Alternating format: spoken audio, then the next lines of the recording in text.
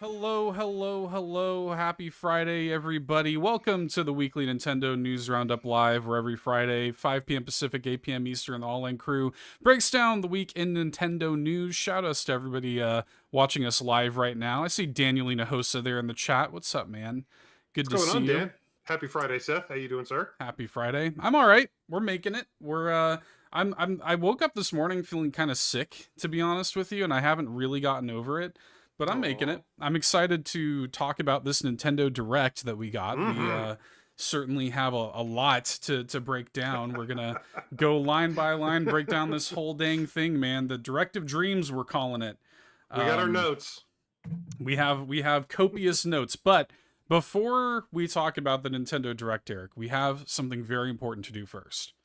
We Very do. We important. do have something very important to do first. We have to count down our own announcements of people who themselves would be amazing announcements at a Nintendo Direct if this metaphor wasn't getting away from me.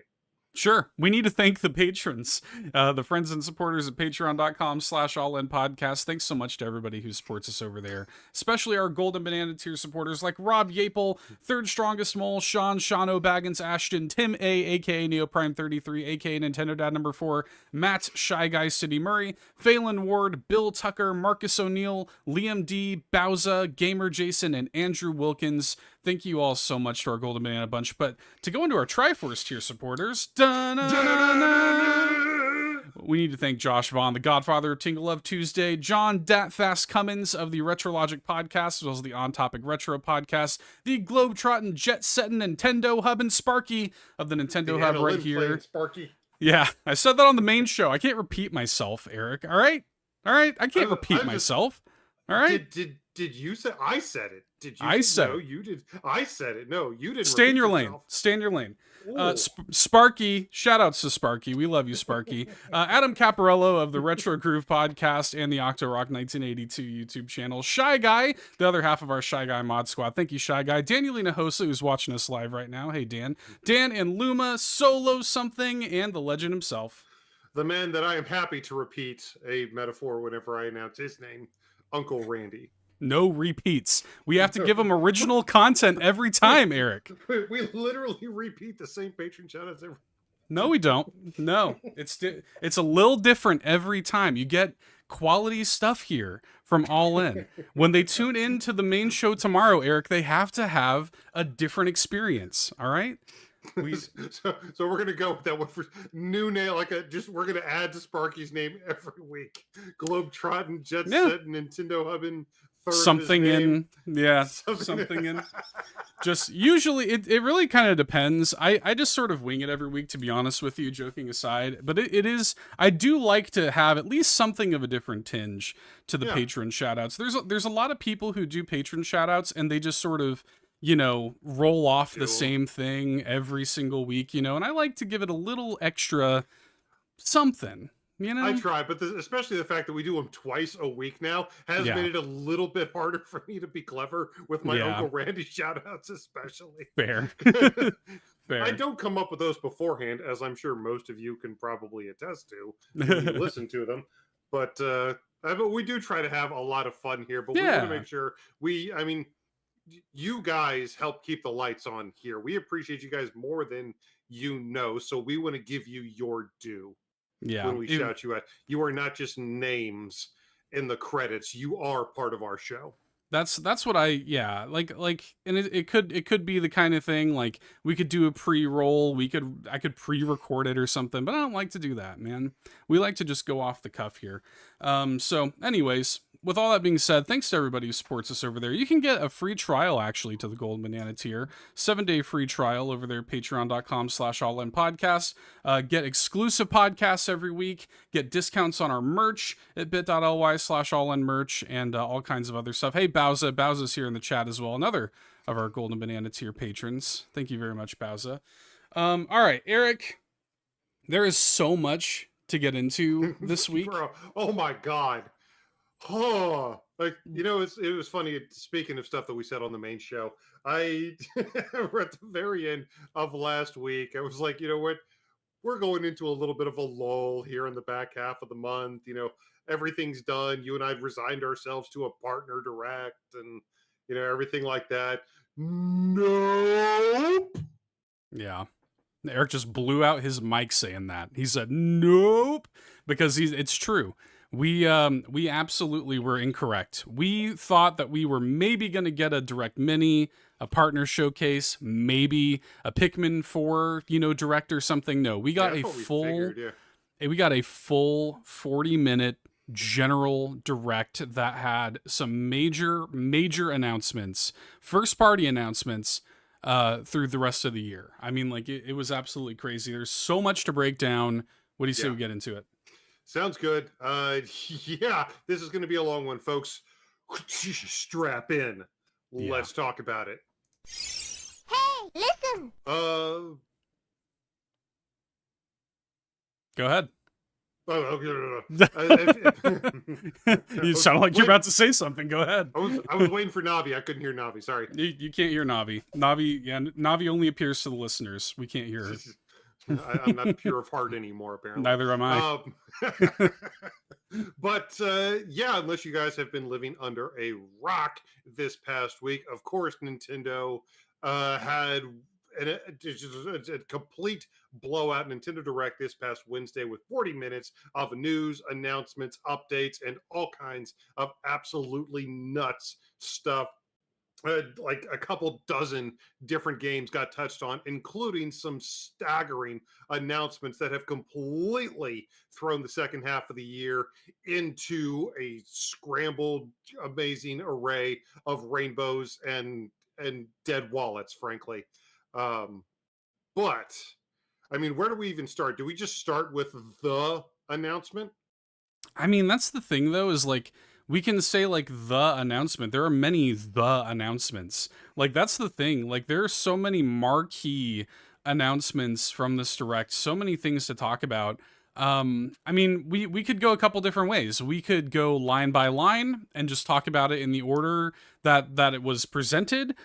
We can hit the big ones first and then like throw the little ones at the end. I'm down for whatever, man. But there's just I'm looking at our notes here and it's like intimidating, to be honest with you. It's actually intimidating. All Hey, right, well, Chloe. let's go. Like you guys know.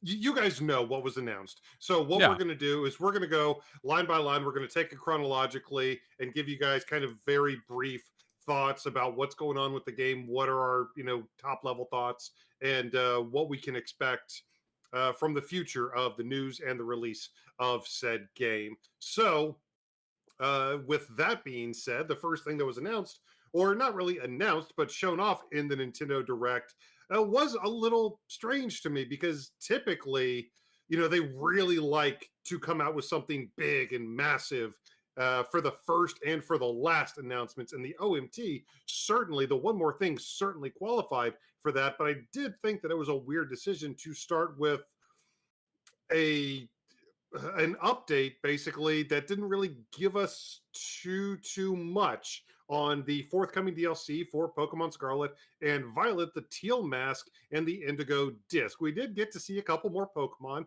that are going to be showing up, and we got to see more of these new areas that we're going to be looking at. But here we are coming toward the end of June.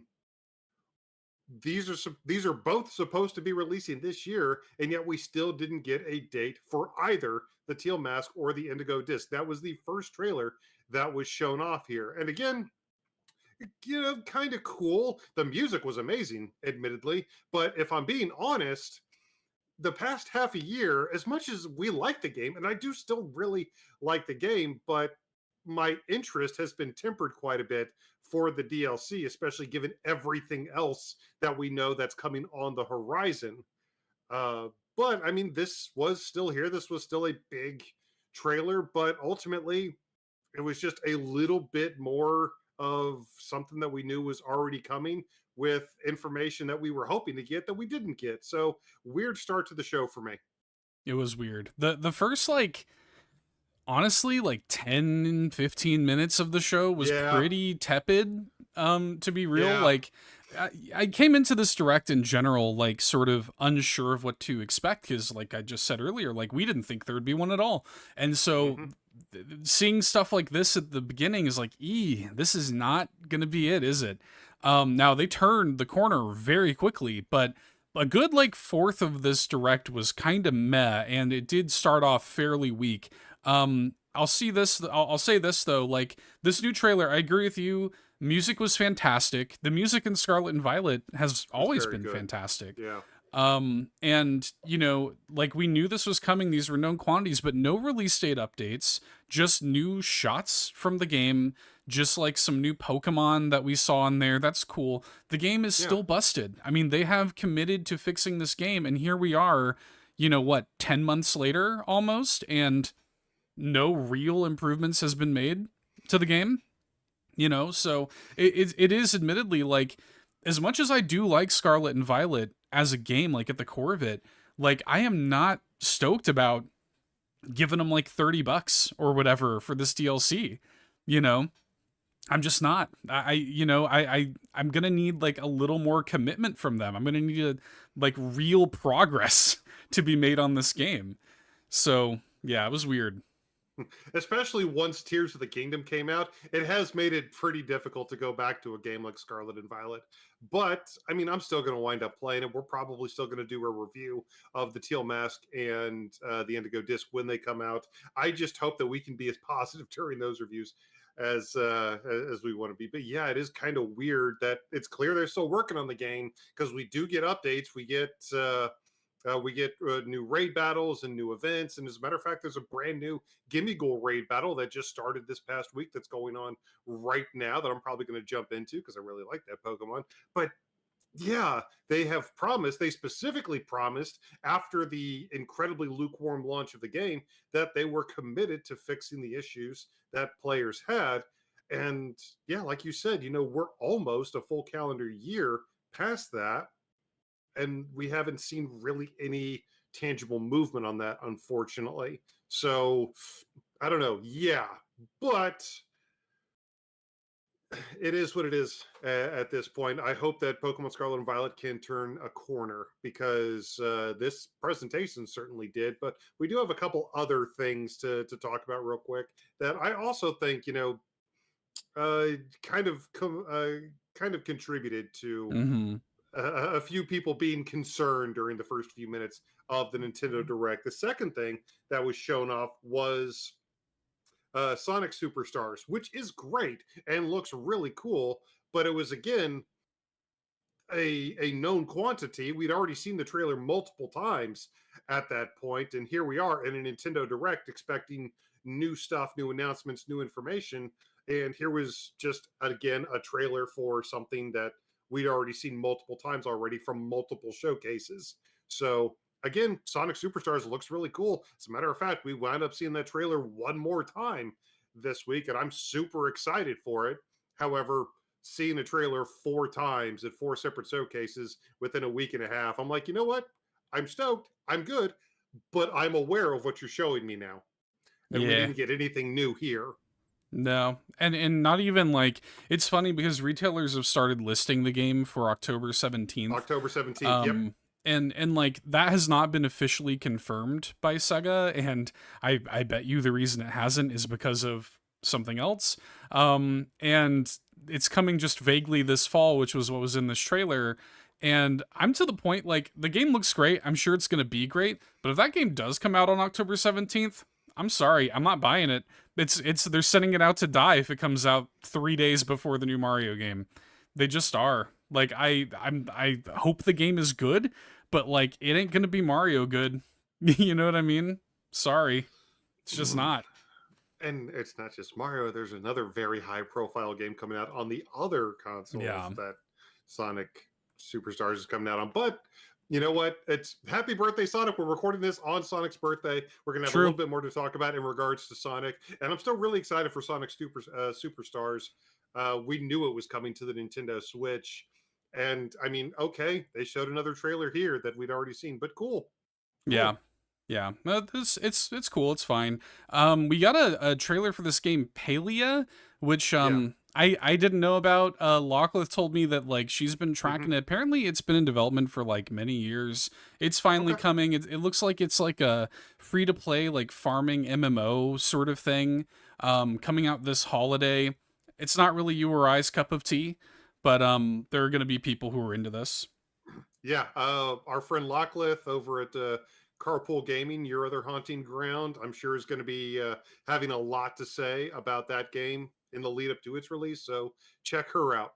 Yeah, she'll probably play it.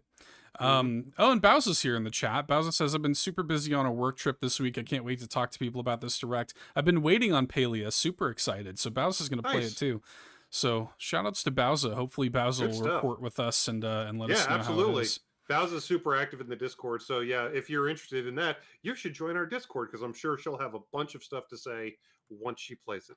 Yeah. Yeah. Another But known quantity here was all Persona in 5. correspondent Bowser. Yeah, another known quantity here we had was Persona 5 Tactica, which was revealed during Summer Game Fest. And we even knew that it was coming to Switch. It's coming November 17th.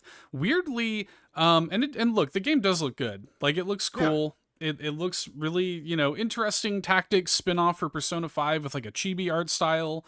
I'm into that. It's also coming out the same day as another. Again, it's like that's gonna slip through the cracks, I think, for a lot of people. And it's also strange that we had all kinds of reason to think before this that Persona 3 Reload would be confirmed for Switch during this, Didn't. and it didn't.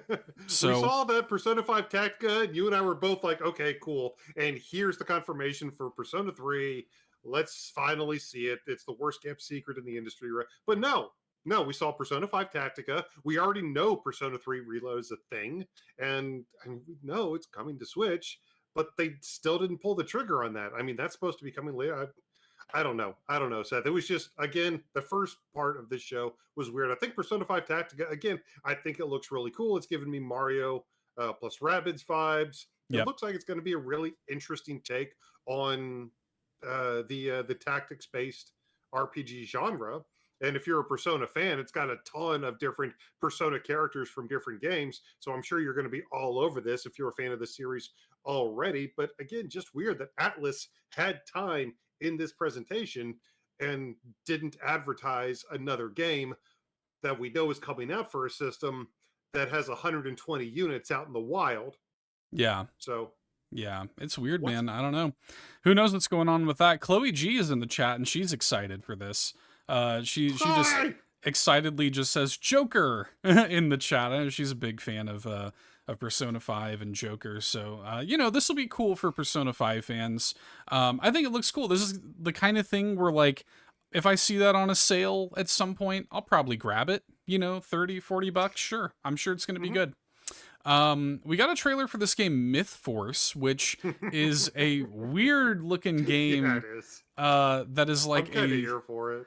If it were made by a developer that had a better pedigree, I'd be here for it.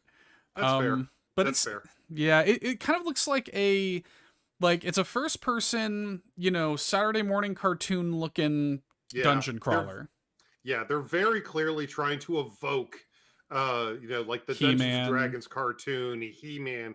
Exactly. Mm-hmm. There was a line toward the end that, was legally distinct from by the power of Grayskull. Totally. I mean, it looks like it could be interesting, could be fun. I certainly appreciate. I mean, that's exactly my time and sure. in my little bubble. So, but it looks like it could be interesting. Obviously, because of that, I got Super Dragon's Lair vibes, Don Bluth, and all that type of stuff. But yeah, if you're a child of the 80s and you remember kind of the golden age of Saturday morning cartoons, that's what the developers are clearly trying to evoke here. So at the very least, check out Myth Force. Check out the trailer coming to the Nintendo Switch. Again, when was that one coming out? Just 2023. Just 2023. No, I couldn't remember if they had secured even a season for that yet, but no, according to them, just at some point this year. Maybe they're setting it up for the September Direct Shadow drop. Who knows? Yeah. I don't know. We'll see. Something to maybe keep your eye on if you're into that sort of thing. We had a feeling, we kind of knew that Splatoon 3 had to be here because they have a major forthcoming story expansion coming up at some point this year. In fact, I think the last we heard it was supposed to even be this summer, Splatoon 3's Side Order campaign. And so Yeah. when we saw that Splatoon 3 was here, Yeah. hey, cool, this is Like, exactly all right, what we thought. Let's go. we finally turned a corner. You know, all these weird things. Okay, it's over. You know, let's really get into the... No, Splatfest. Yeah. Okay, so we got the new Splatfest confirmed. Yeah. Nothing on the forthcoming DLC, but we did get the new Splatfest, which is going to be ice cream based.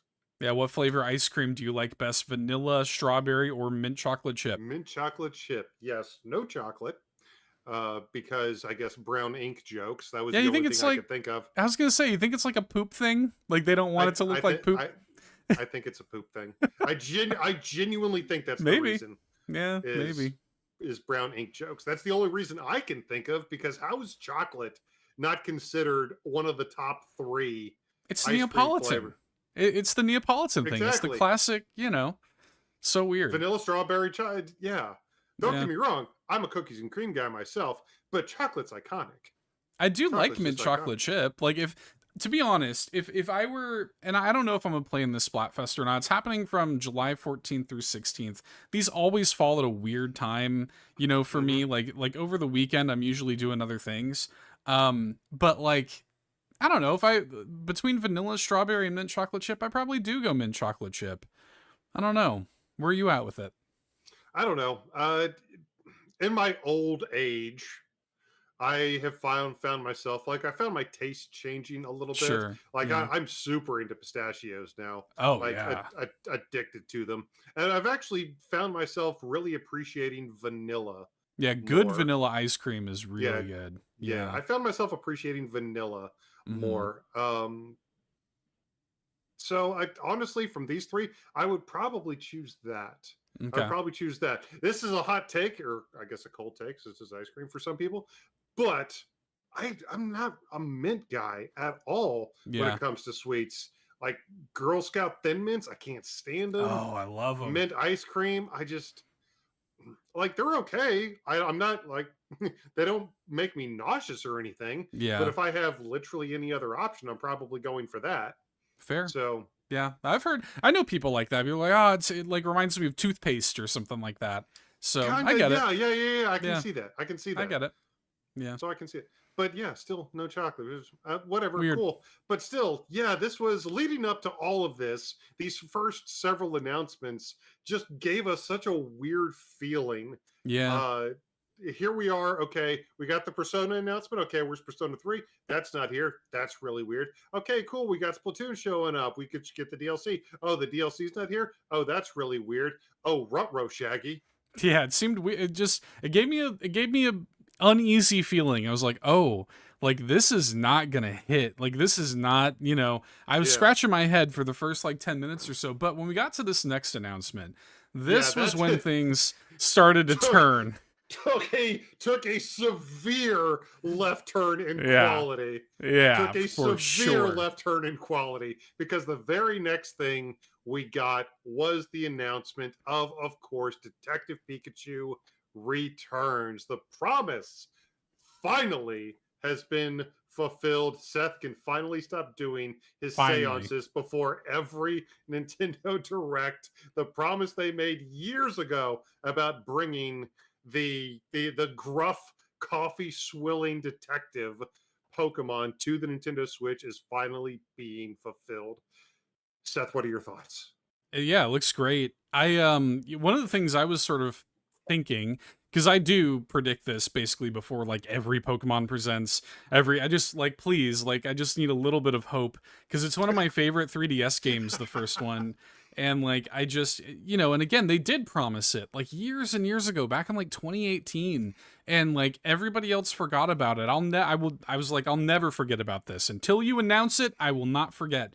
And here it is, like finally seeing it. It's coming out soon. It's coming out October 6th. There was a part of me, because I do think it's strange that that they're like putting this out, and a lot of Switch owners probably have no idea that there was a first Detective Pikachu game. So there was a part of me that was thinking to myself, oh, they're gonna like shadow drop the first game, on Switch to go along with this announcement, and then they didn't. So we expect that we're probably going to get another Pokemon Presents. They usually do one in August.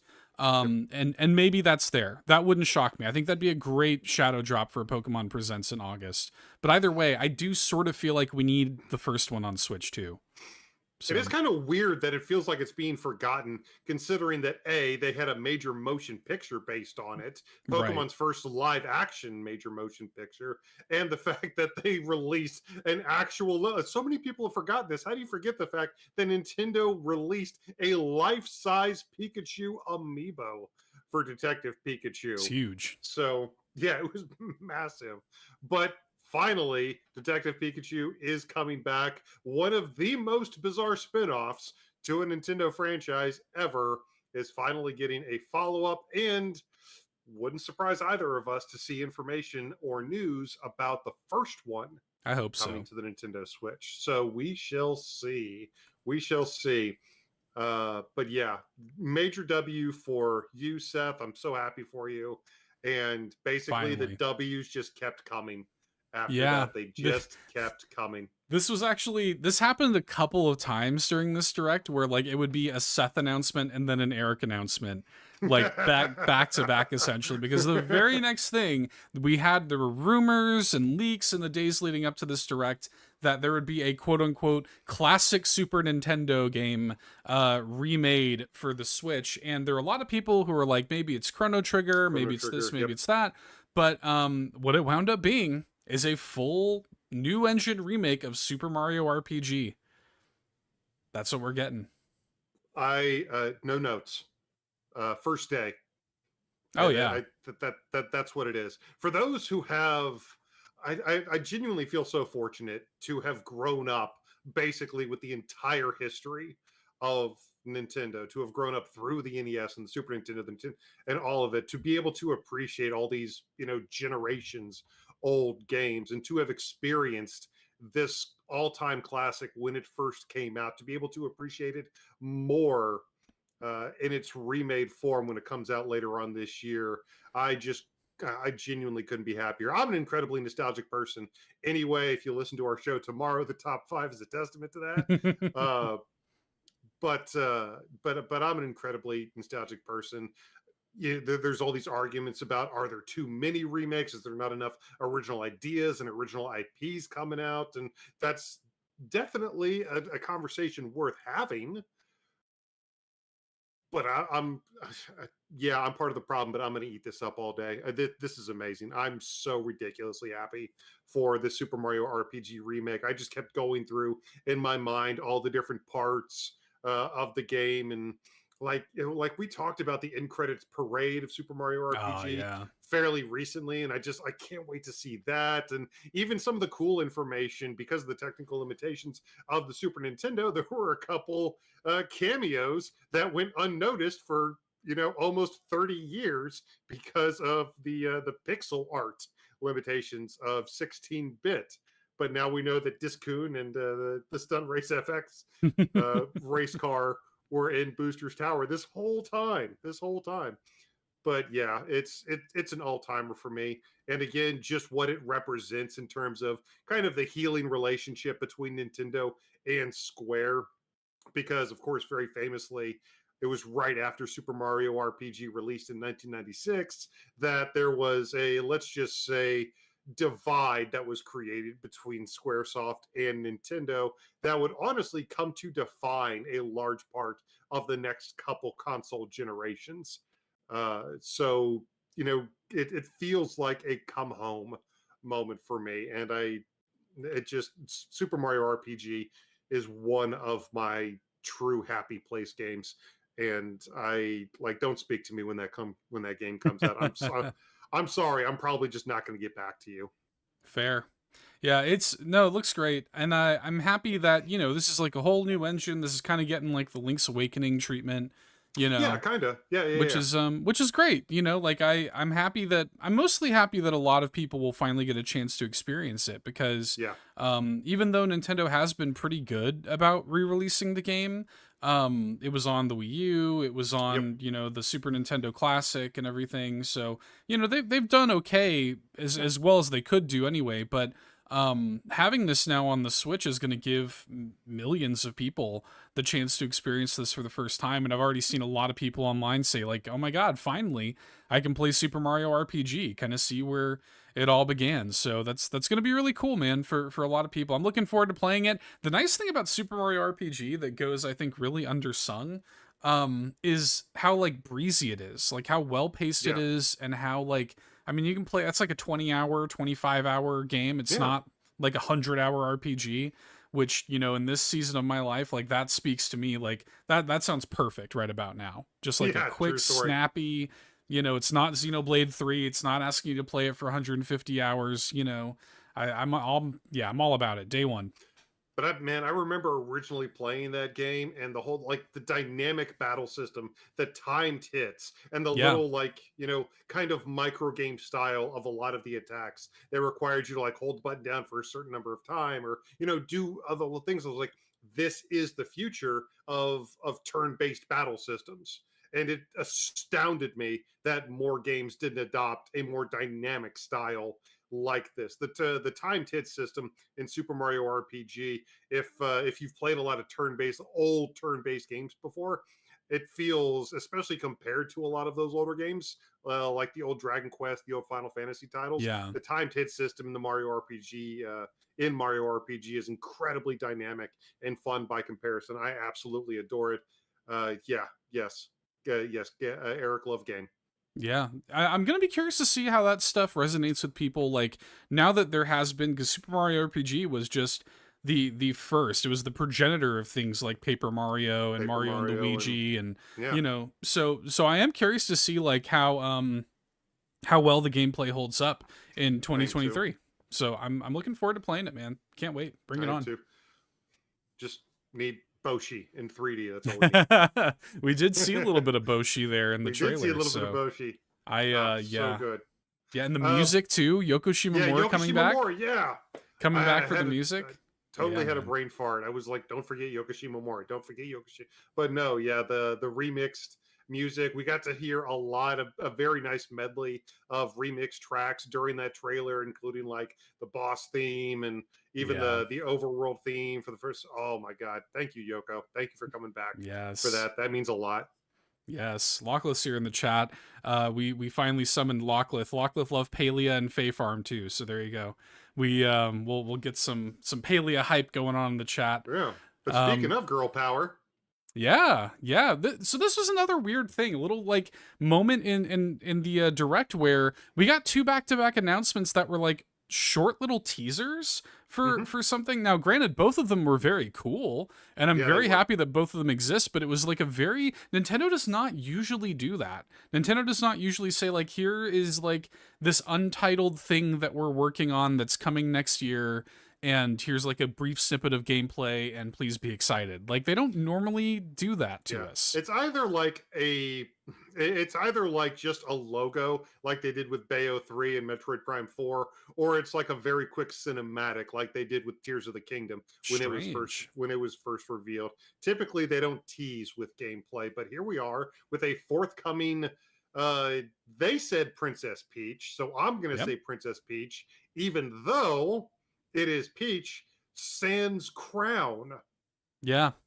Yeah. So still apparently Princess Peach, but maybe I mean we have never seen a Princess Peach game with her without the crown. Even as baby Peach, she has the crown on, but like it automatically feels to me like it's a prequel to Super Mario Brothers, to her Maybe. meeting the Mario Brothers. But regardless, it is going to be a 3D adventure game that at least the area that was shown off is very stage like a play stage. Mm-hmm. And she walked around, interacted with a couple things, and they teased us with a suit change, with a dress change at the end, which is probably going to be a primary game mechanic in that forthcoming game. But that's really all we got from this. Yeah, there's not a lot to go off of there. The game is just, and I lifted this just straight from the Nintendo Direct Yep. itself. Princess Peach game for Nintendo Switch, like is what it is. And that's the thing Call is, it that, you cowards.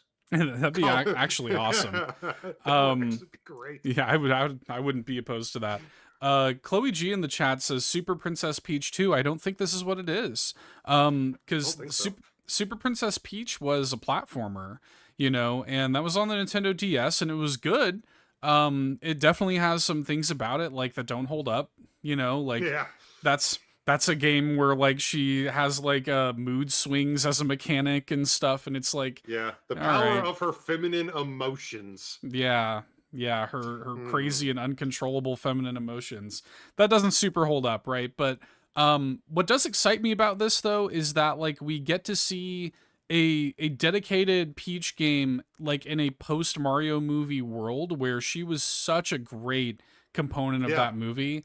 And like I mean, like we saw between like Mario RPG, between Mario Wonder, which we'll touch on later, and like this, like playable, Princess Peach stuff in significant roles in like all of these games.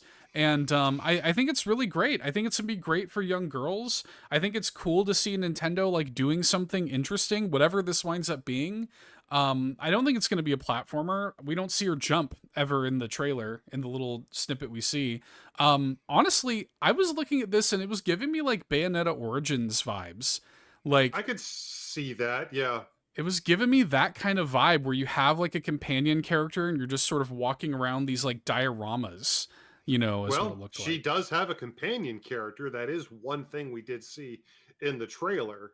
So, just like with most Mario games where you have some type of companion character, they at least lend themselves to the narrative or the gameplay in some way. Of course, with Cappy and Mario Odyssey.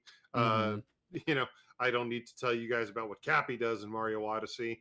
But like stuff like Olivia in Paper Mario: The Origami King, and the list goes on. But I'm sure that the companion character in this Peach game is going to have something to do with those dress changes of hers. Yeah, I think so too. I think the dresses are going to be a big part of the gameplay. Lockless in the chat. I'm going to play it whatever it is. Now they just need to make a game where you play as Zelda. Completely agree. Chloe G in the chat says, I noticed that her dress is a bit different and kind of looks like her Smash/movie dress, by the way, when you look at the hemline in the design. That tracks. I mean, I think that they're going to be taking some cues for sure. And then Bowser chimes in with, I'm cautious. I could see it being a dress up game, and I'm not super interested in that. The lack of info could backfire here. I'm hoping that's not the case. So that's the thing is like all we can do right now is It's good speculate. perspective. Thank you all. But it's nice to have, women here in the chat being able to Yeah. chime in on the way they feel about this game. I'm definitely not a hemline subject matter expert. I can tell you that. Right. So like I think it's really cool though to see like the reaction that this game has gotten out of people, especially women who can finally, see themselves in this game with a character like Peach, hopefully as more than just a dress up game. So we'll see. Yeah, We we will will see. see. I'm but still really looking forward to it. The Mario Brothers universe of characters is so expansive with so many other characters deserving of their own titles. One day it'll be your day, Waluigi. But yeah, having Peach get another spin-off, another game for herself, and having Daisy appear in something we'll talk about. Maybe. So it's really nice to see. It's really nice to see. I'm sure that Daisy's going to have some type of role, maybe not playable, but some type of role in this Peach game as well. I Yeah. don't think that Peach is going to be the only established Mario Brothers character that we're going to see. But I mean, who knows? We've still got to wait on new information. But Yeah. but we've got another game to be excited for next year already. Nintendo already hedging their bets for 2024. Yeah. Yeah. Well, we got that coming next year, and then the next thing was just again a brief teaser of quote visually enhanced Luigi's Mansion Dark Moon for Nintendo Switch end quote. So Yeah. that's a port of the 3DS game. Really cool. I'm glad to see it. I hope that we continue to see ports of 3DS games. But yeah, it's Luigi's Mansion Dark Moon on Switch. Cool. Dark Moon, I think, was really underrated. I think a lot of people passed on it because I wonder if a lot of people thought it was basically just there was still that stigma of a handheld not being as good as a console. And with franchises moving from console to handheld, I do think there is an interest drop off. So a lot of people passed on Dark Moon. So I'm excited to see it. Yeah. You know, Luigi's Mansion 3, of course, is amazing. I don't think it's as good as Luigi's Mansion 3, but it's still absolutely worth playing. So I'm looking forward to it coming out next year. Yeah. Yeah, I'm looking forward to it as well. We will see what's up with that. If there's any like new features, if this is like a Luigi's Mansion Dark Moon Deluxe, or if this is just like a straight port, who knows? Again, those are two back, and they had like a weird moment where, like after they announced both of those, they were just like, yeah, all of this Mario stuff, right? Lots of Mario games. Like they, Koizumi and Takahashi both kind of stopped and just like acknowledged that. I was like, all right, yeah, like All right, cool. So sure. then we got another huge announcement, this time third party. We got another collection, another big, it's a huge generation for collections, but we have the Arkham trilogy, the full Arkham trilogy, Arkham Asylum, Arkham City, Arkham Knight, all coming to the Nintendo Switch. I hope in native. I hope it's native. Yeah, they said nothing about cloud. It seems like it's native. So, And I yeah. do wonder if, because this actually isn't the first time that Arkham City has been on a Nintendo console, so I do wonder if it's going to be some form of the Armored Edition from the Wii U. I don't know. It'd be weird if it was, because like if it The was, Armored why Edition wouldn't really used the Wii U pad, I know. well there was that, but also like why wouldn't you like advertise that at all? Like if that were the case. I don't know. Regardless, even if it is just the base version of these games, they're three great games, and it's going to have all of their DLC, which is great. It's going to be a complete collection of three great games. Yeah, So, so many Batsuits to choose from. So yeah. many. I typically just default to Batman Beyond when I play him, but there's a lot of really cool Batsuits in there. And I mean, it's the Arkham series at this point. You guys know how amazing it is. I don't think the Switch is going to dim that light very much. Yeah, we'll see how it all runs. Lachlan says I'm tempted to get Arkham on Switch, but we already have them on PlayStation, and I'm no Sean Capri, and I get it. Sean, what Lachlan is referring to there. Sean owns BioShock and a bunch of other platforms, and also bought it on Switch and then didn't play it on Switch. So, I think there's a lot of people who just bite for that. Chloe G says, I heard that it has like 56 gigs of storage for the game to work on Switch. I don't know. I didn't see if there was any like data on like how much it actually is going to be or not, Chloe. Chloe says, correct me if I'm wrong on that. I'm not sure. I would have to look into that, but it wouldn't shock me that we're going to talk about a game a little later on that requires a lot of download space. Yep. So, that's something that has kind of become more and more of a concern for Nintendo Switch with third-party games, especially something like Arkham Knight. It's a big game, and that's a PS4 game. Like that's the thing. Yeah, Arkham Asylum and Arkham City were both Xbox 360, PlayStation 3 games. mhm. So I don't have any concern about those running on Switch. It's the Arkham Knight Yeah. that I'm concerned about, because that is a generation ahead, because that is going to be a considerably larger file size than the other two. And I don't know if they're treating this. They keep talking about the collection. Did they actually confirm whether or not they're going to be available individually? Not that I've seen. I haven't read That's any what sort I of. thought. Yeah. Yeah. I It's just was called the looking. trilogy. I couldn't see anything. I would imagine. Yeah. But who knows? Regardless, yes, it's probably going to take up a little bit of space on your Nintendo Switch. And if they do release it physically, I already kind of assumed, unless they did like a 3 cartridge release, which they're not going to do because those Switch cards are expensive. Yeah. They'd have to probably charge $120 for the physical of that game. But I don't know. Regardless, all 3 Arkham games coming to the Nintendo Switch this year. If you can find the time to play them at this point, more power to you. But they're all 3 really, really good. Well, I can personally vouch for Asylum and City. I haven't played Arkham Knight. Oh wow, really? Yeah, I never got to play Arkham Knight, unfortunately. But yeah, I can definitely vouch for Arkham Asylum and Arkham City, two amazing games, especially Arkham City. Yeah, I'm a big Arkham Asylum's my favorite of the three personally. Hmm. But like, yeah, Arkham Knight's great. And City's great too. They're all great. I mean, this is one of the great It's video game Rocksteady, yeah. trilogies. Yeah, so it's one of the great video game trilogies. So cool to finally get that on Switch. There's a couple things here. So we saw that Gloomhaven is Yes. coming to Switch, which is a tabletop game. I'm not super familiar with it. I know a lot of people like Andros and Micah from the Nintendo Pals are big Gloomhaven guys. Okay. And it's coming out September 18th for the Nintendo Switch. So that's cool. Like it's one of those things. Like it's not really for me, but I know that there are a lot of people who will be stoked about that. You know.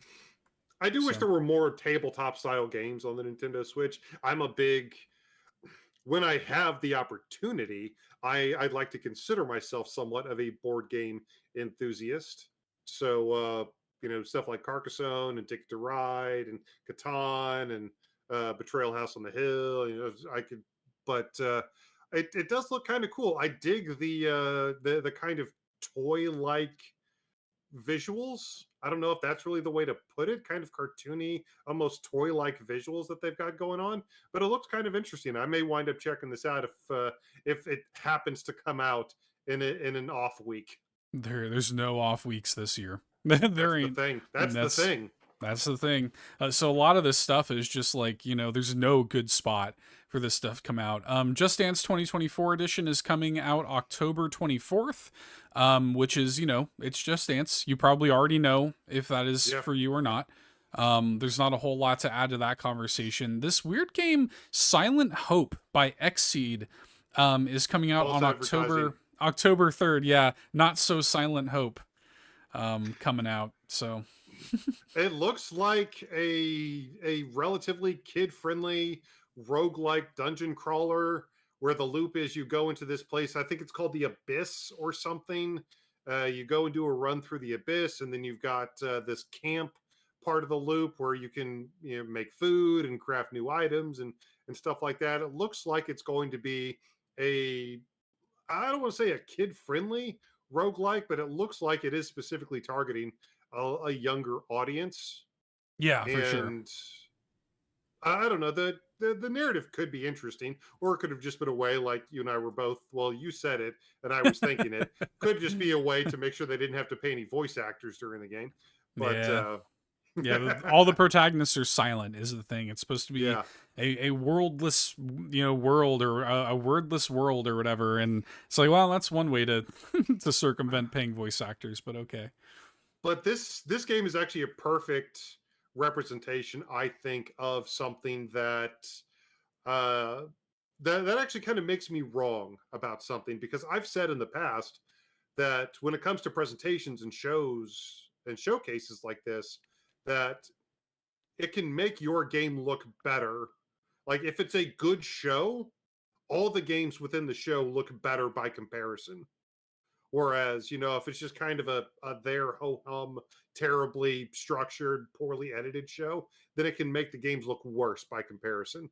And there's been games that I've been more into because they've been part of really good shows, indie showcases, indie world showcases. There was a couple shows that I remember that I really liked games, just because I think they stuck out of my mind more because the show itself was good.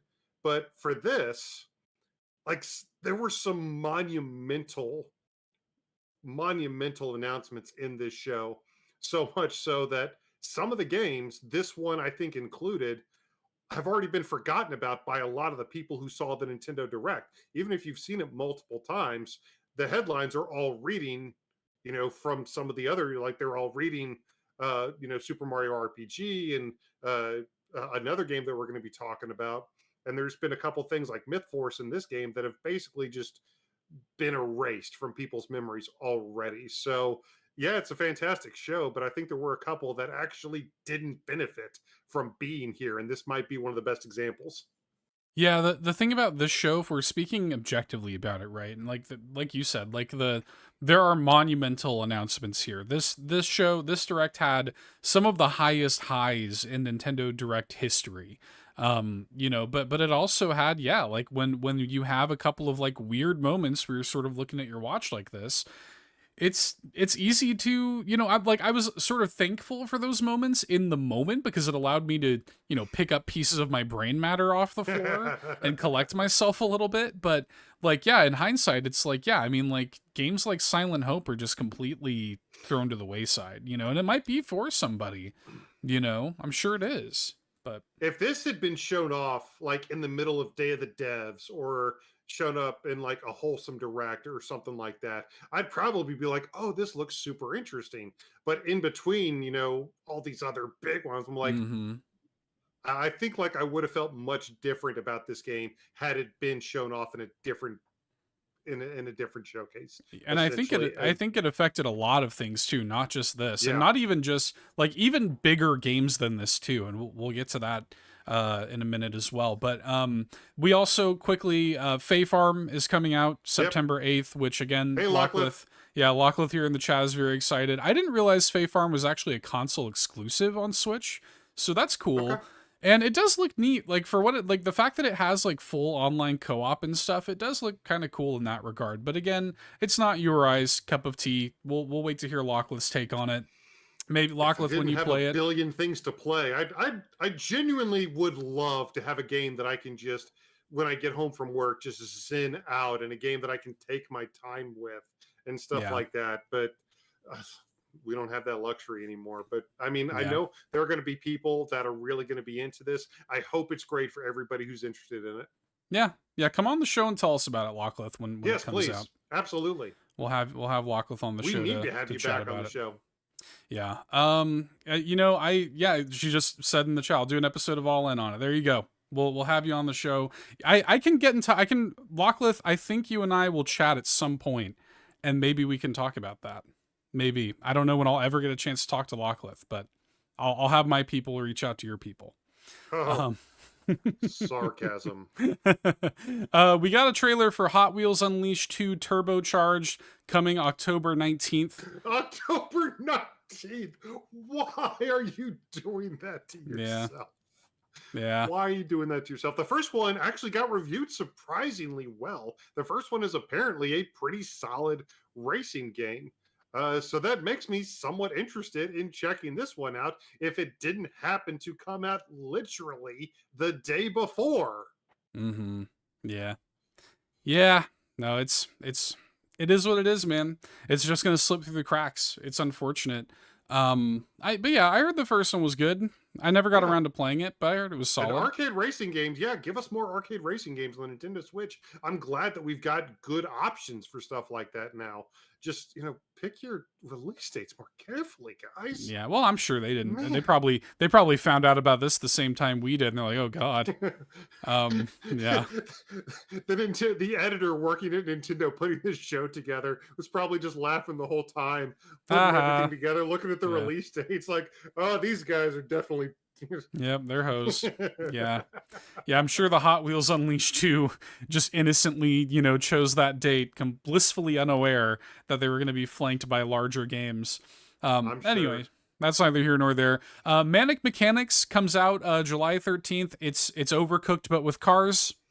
Yeah, and it looks like there's actually some racing involved in that one. And that comes out next month. It comes out in just a few weeks. And I actually really want to check this out. I think you and I may have to stream that some weekend after it comes out. We're probably not going to have a ton of time in between a bunch of other stuff, but it's the week before Pikmin 4. I know, but I would really like to check that out. Yeah. I would really like to. So we'll see. But Manic Mechanics, if you're into party games, if you like to overcook, like Seth talked about, it looks like it could be fun. This direct certainly wasn't hurting for really bizarre party style games. Mm-hmm. And we'll talk about a couple more of them here in just a second. But I did think this one looked pretty fun. I dug it. Nice. I think it's gonna die a death, unfortunately. But I dug it. Yeah. It's one of those things. It just gets lost in the sauce. And this is another one. This next one here, the shadow drop of the Mario plus Rabbids Sparks of Hope DLC, The Last Spark Hunter, is, it's here. It's out now. It got shadow dropped. And that's a huge deal. Like, it's a thing. But again, like, it's the sort of thing where, like, this should be a big, in any other direct, that would be a major deal, a great shadow drop, but nobody's talking about it because it's completely overshadowed by everything else. I think even, like, more so than the DLC shadow drop, the game also has a demo now, which I think is also, like, low-key really good for that game. Like, the game is fantastic. It was one of the best games of last year. The problem, I think, is right before the Nintendo Direct. It was very highly publicized that the Ubisoft CEO said we should have waited for the Switch's successor, which I think for a lot of people who hadn't played the game was like, oh well, there's something clearly wrong with the game, then I shouldn't play it.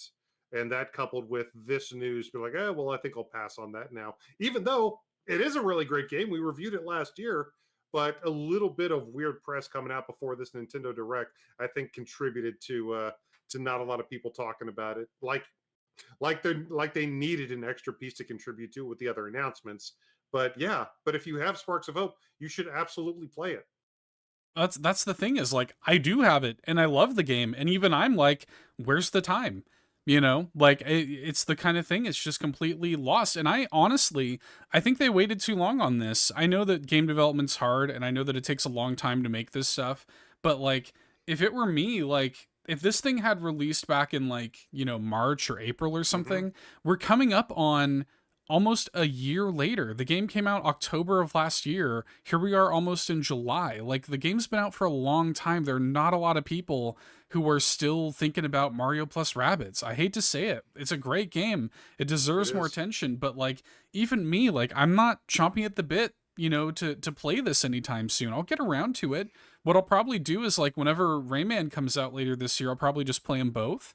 But like, I mean, I hate to say it, man, but like, this just gets completely lost in the sauce. Like, there's just too much going on. So way too much content. But like, we've still got some really big stuff to talk about after that. Some actual big, massive announcements, even past that.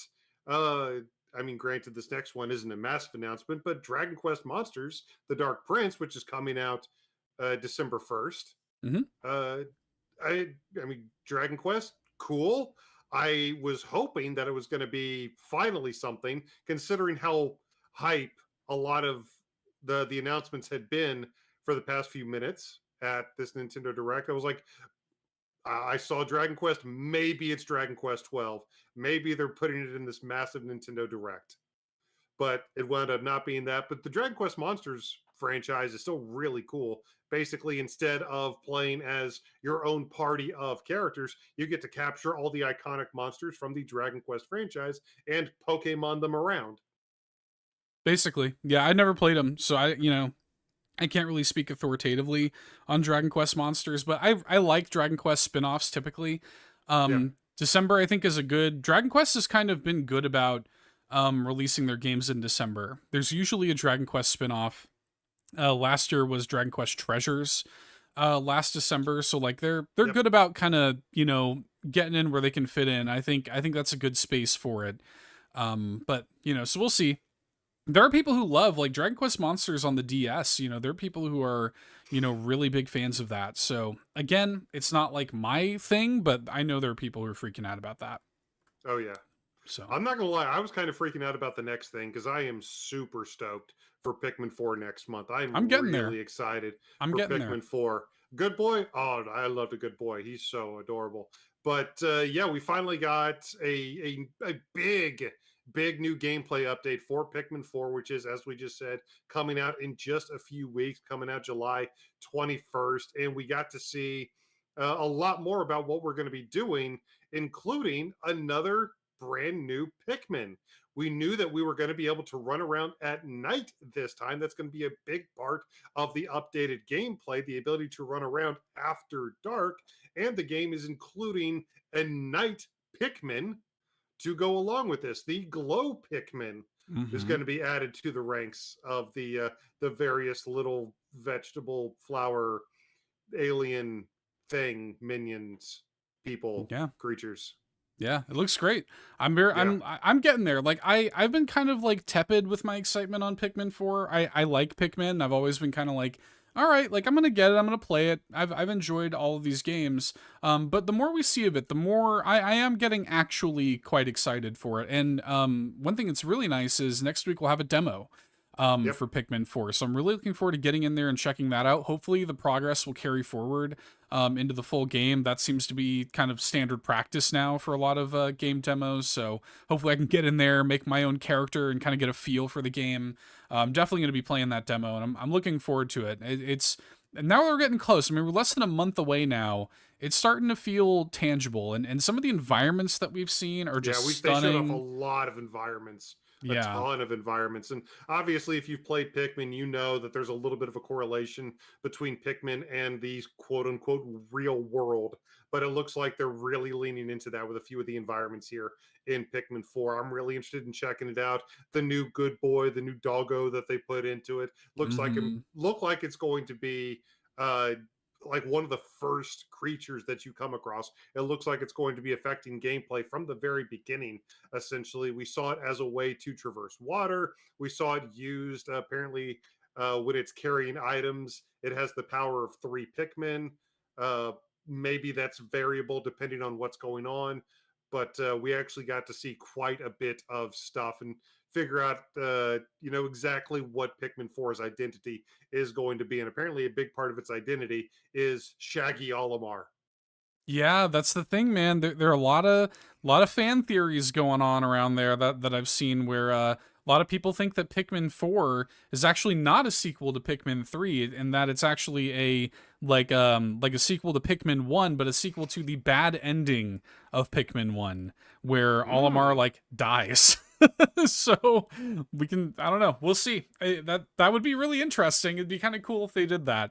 And it would kind of make this next announcement make a little bit of sense because now Pikmin 1 and 2 have been remastered in high definition and Shadow Drop digitally on the eShop. A physical collection of the two games is coming on September 22nd, but you can pick up both Pikmin 1 and 2 HD on the eShop right now, which is Yeah. cool. So up until a week ago, Pikmin 3 Deluxe was the only Pikmin game available on the Nintendo Switch, and now a week later, the entire franchise is available to play on the system.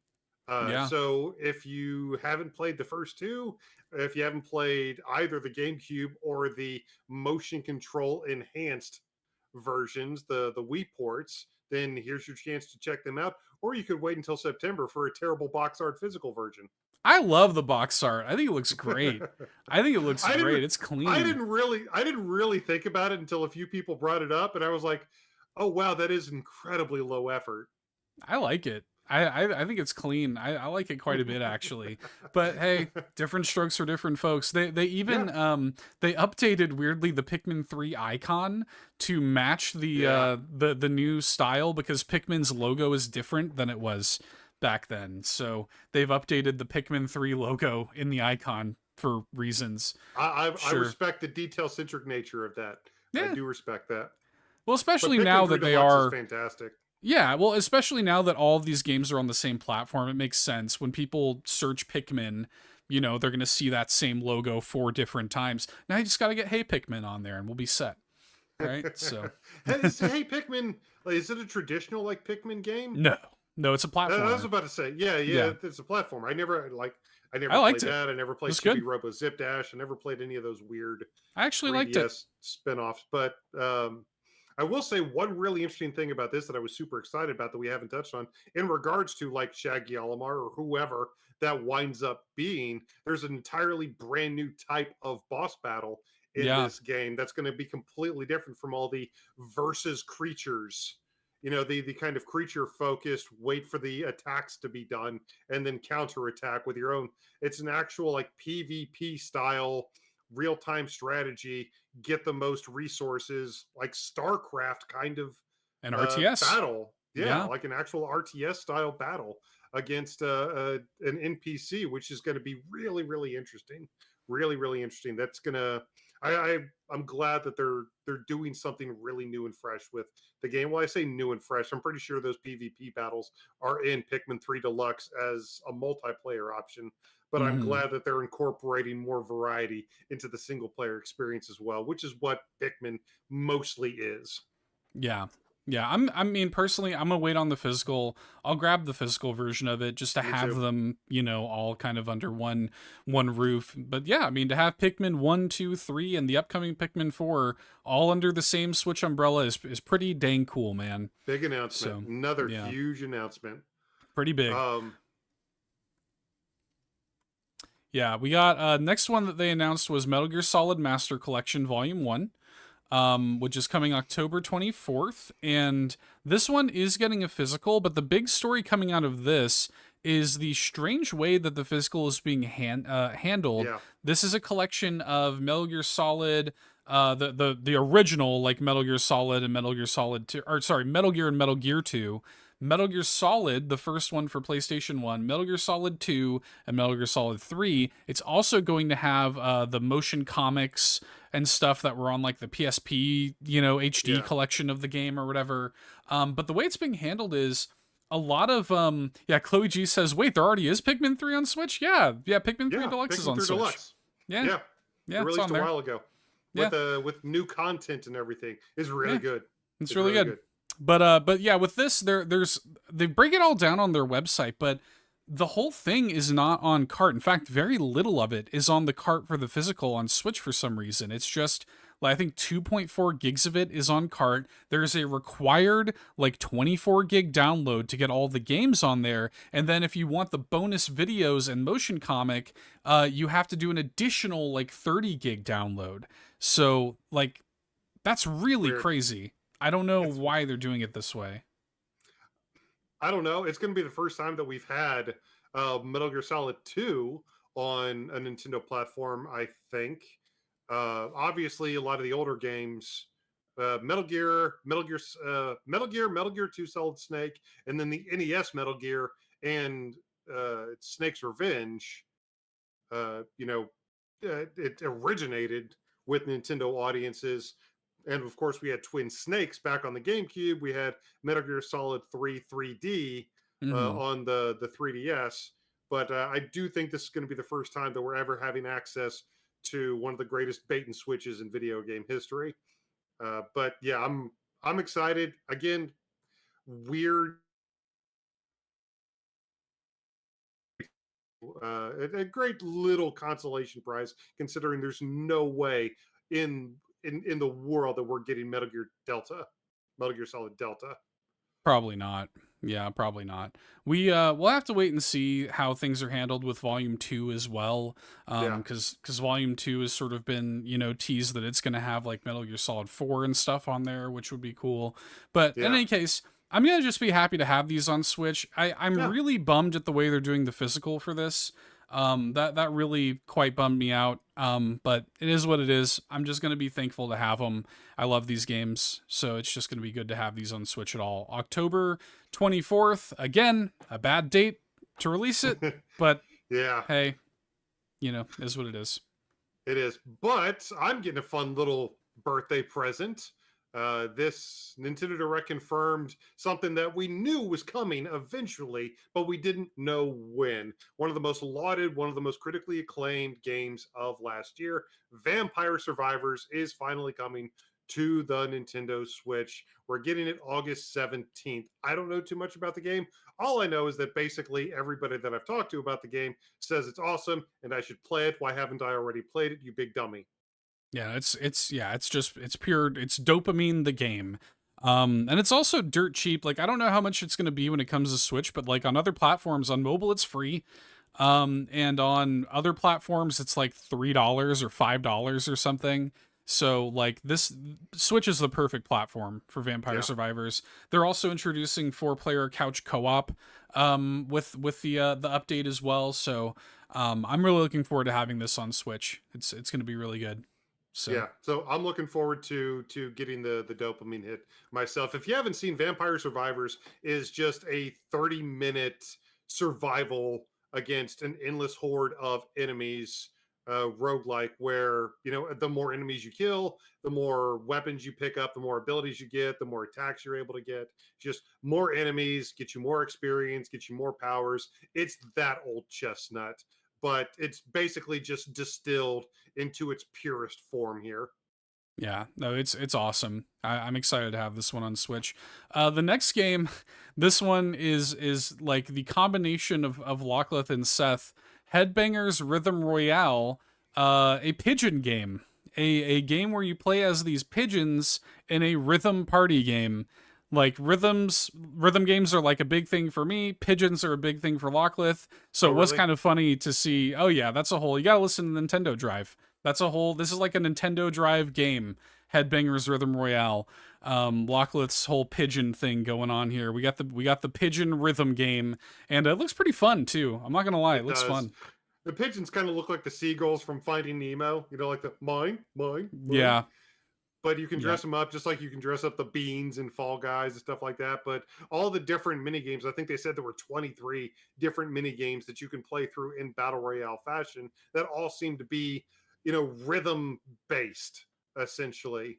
yeah. So it does look really, really fun. I've got to admit, it reminded me a little bit of Rayman Raving Rabbids, like the Yep. original Wii Raving Rabbids games, which were both really, really good. So I'd be interested in checking this one out. Like I said, Manic Mechanics, this game, there's some interesting party games coming to the Nintendo Switch soon. Yep. That's coming October 31st, Halloween. It's coming out. So sure. All right. Sure. Yeah. Pigeon game. Why not? Pigeon Game game. for Halloween. Makes perfect sense to me. I don't know about you, Seth. But the very next game that we got to see was a very nice surprise for both of us. Isn't a first party title. However, the team behind Sonic Mania has been hard at work at a very nice looking 3D platforming action adventure game called Penny's Big Breakaway? Penny's Big Yep. Breakout? Breakaway. Yeah. Yeah. This looks one great. looks really, really cool. The homage and the inspiration from some N64 classics is pretty obvious, and I'm here for it. I love these. I don't think there's enough 3D platformers out there, and it looks so vibrant and fun. It looks so tight, and again, just the pedigree behind it immediately makes me interested. I wouldn't even care what genre it was. It could be a point and click adventure from the people who made Sonic Mania and be like, oh, Sonic Mania, I'm there. Yeah, it looks great. Yeah, I like everybody involved with it, the art of it, the the gameplay looks super fun. Yeah. It comes out early next year, so we'll Yep. see when it's actually coming out, but that was definitely a highlight for me as well. The rest of the stuff here is just like banger after banger after banger.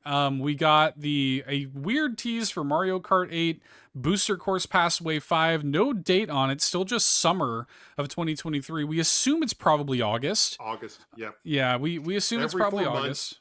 months. Nintendo's Yeah. been really good about that timeline so far since Wave 1.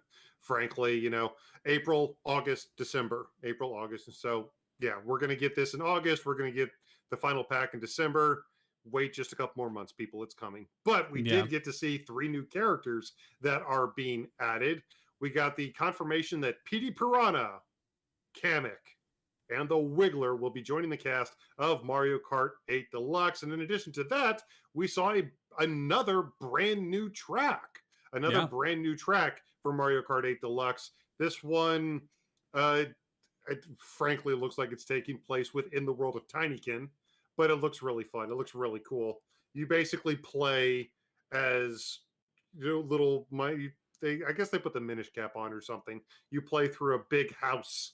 You race underneath a toilet and a bathtub, and Yeah, it's in a over bathroom. sink, and Yeah, it's called like Squeaky Clean Sprint, I think. So it's like you got the soap bubbles everywhere, and yeah, it's in a bathroom. It's really cool. I like that they're continuing to add like brand new courses to these. I do too. And I wasn't I'm also expecting that. Yeah. A couple new characters, yeah, but I wasn't expecting new courses. I just kind of assumed all the courses we were going to be getting were going to be coming from established Mario properties. Even the Mario Kart Tour courses surprised me initially. So these are really nice to see. Yeah, and we're seeing that more and more because like we had you know, the we had like the actual like Yoshi's Island course was Which brand is new that we got, great. and it's awesome, you know. So yeah, McBeal, hey, what's going on? McBeal says can't wait to run the Wiggler on Wild Wiggler build. So we're going full on Wiggler with this, and I'm happy to see like Wigglerception. yeah, I'm happy to see these actual like Mario characters coming to the game. There are a lot of people. Locklith, when we did our predictions on the Nintendo Drive, she was like, "They're adding Kirby to this game." Like, God, I hope not. You know, like I love Kirby, but I've said it on this show before. I'm not here for the Super Smash Kart. I'm sorry. I want Mario characters, and I'm happy that so far that is what we've got. Yeah. So yeah, bring it on. Bring on Pauline, baby. I really think that's going to be the final character because I think we only have one more slot left. I think there's only going to be one It's more one or slot two. left. I can't remember. Yeah, one or two. But Pauline's going to be one of them. I have Better be. faith. I have faith for you, my friend. I have faith. Better be. But regardless, I mean, the content's going to be amazing. I don't know what other courses we're going to be getting. That's probably going to be the only new course in this wave. I assume so. Yeah. Yeah. But there's still a couple. I still hope Koopa Cape shows up. It's Koopa got to Cape show will up be at in some there. point. Yeah, It's got to be there. It's the summer wave, so Koopa Cape is going to be in this one. There's no doubt in my mind. I'd be That's fair. shocked. Yeah. But all right, Eric, this is the one that we need to just this was Eric's big announcement. This is a very Eric announcement. Star Ocean: The Second Story R coming November 2nd, an HD 2D remake of one of Eric's personal favorites was revealed here, despite the fact that like we saw trademark listings for this. We didn't know when or where or how it was going to show up, but it was here, and Eric was very, very happy. Yes, you can go back and watch our live reaction of the Nintendo Direct from this past Wednesday to watch an old man almost have a heart attack, frankly. But yes, this game means a ton to me. I'm sure for a lot of people, in between a lot of other things that was going on at this Direct.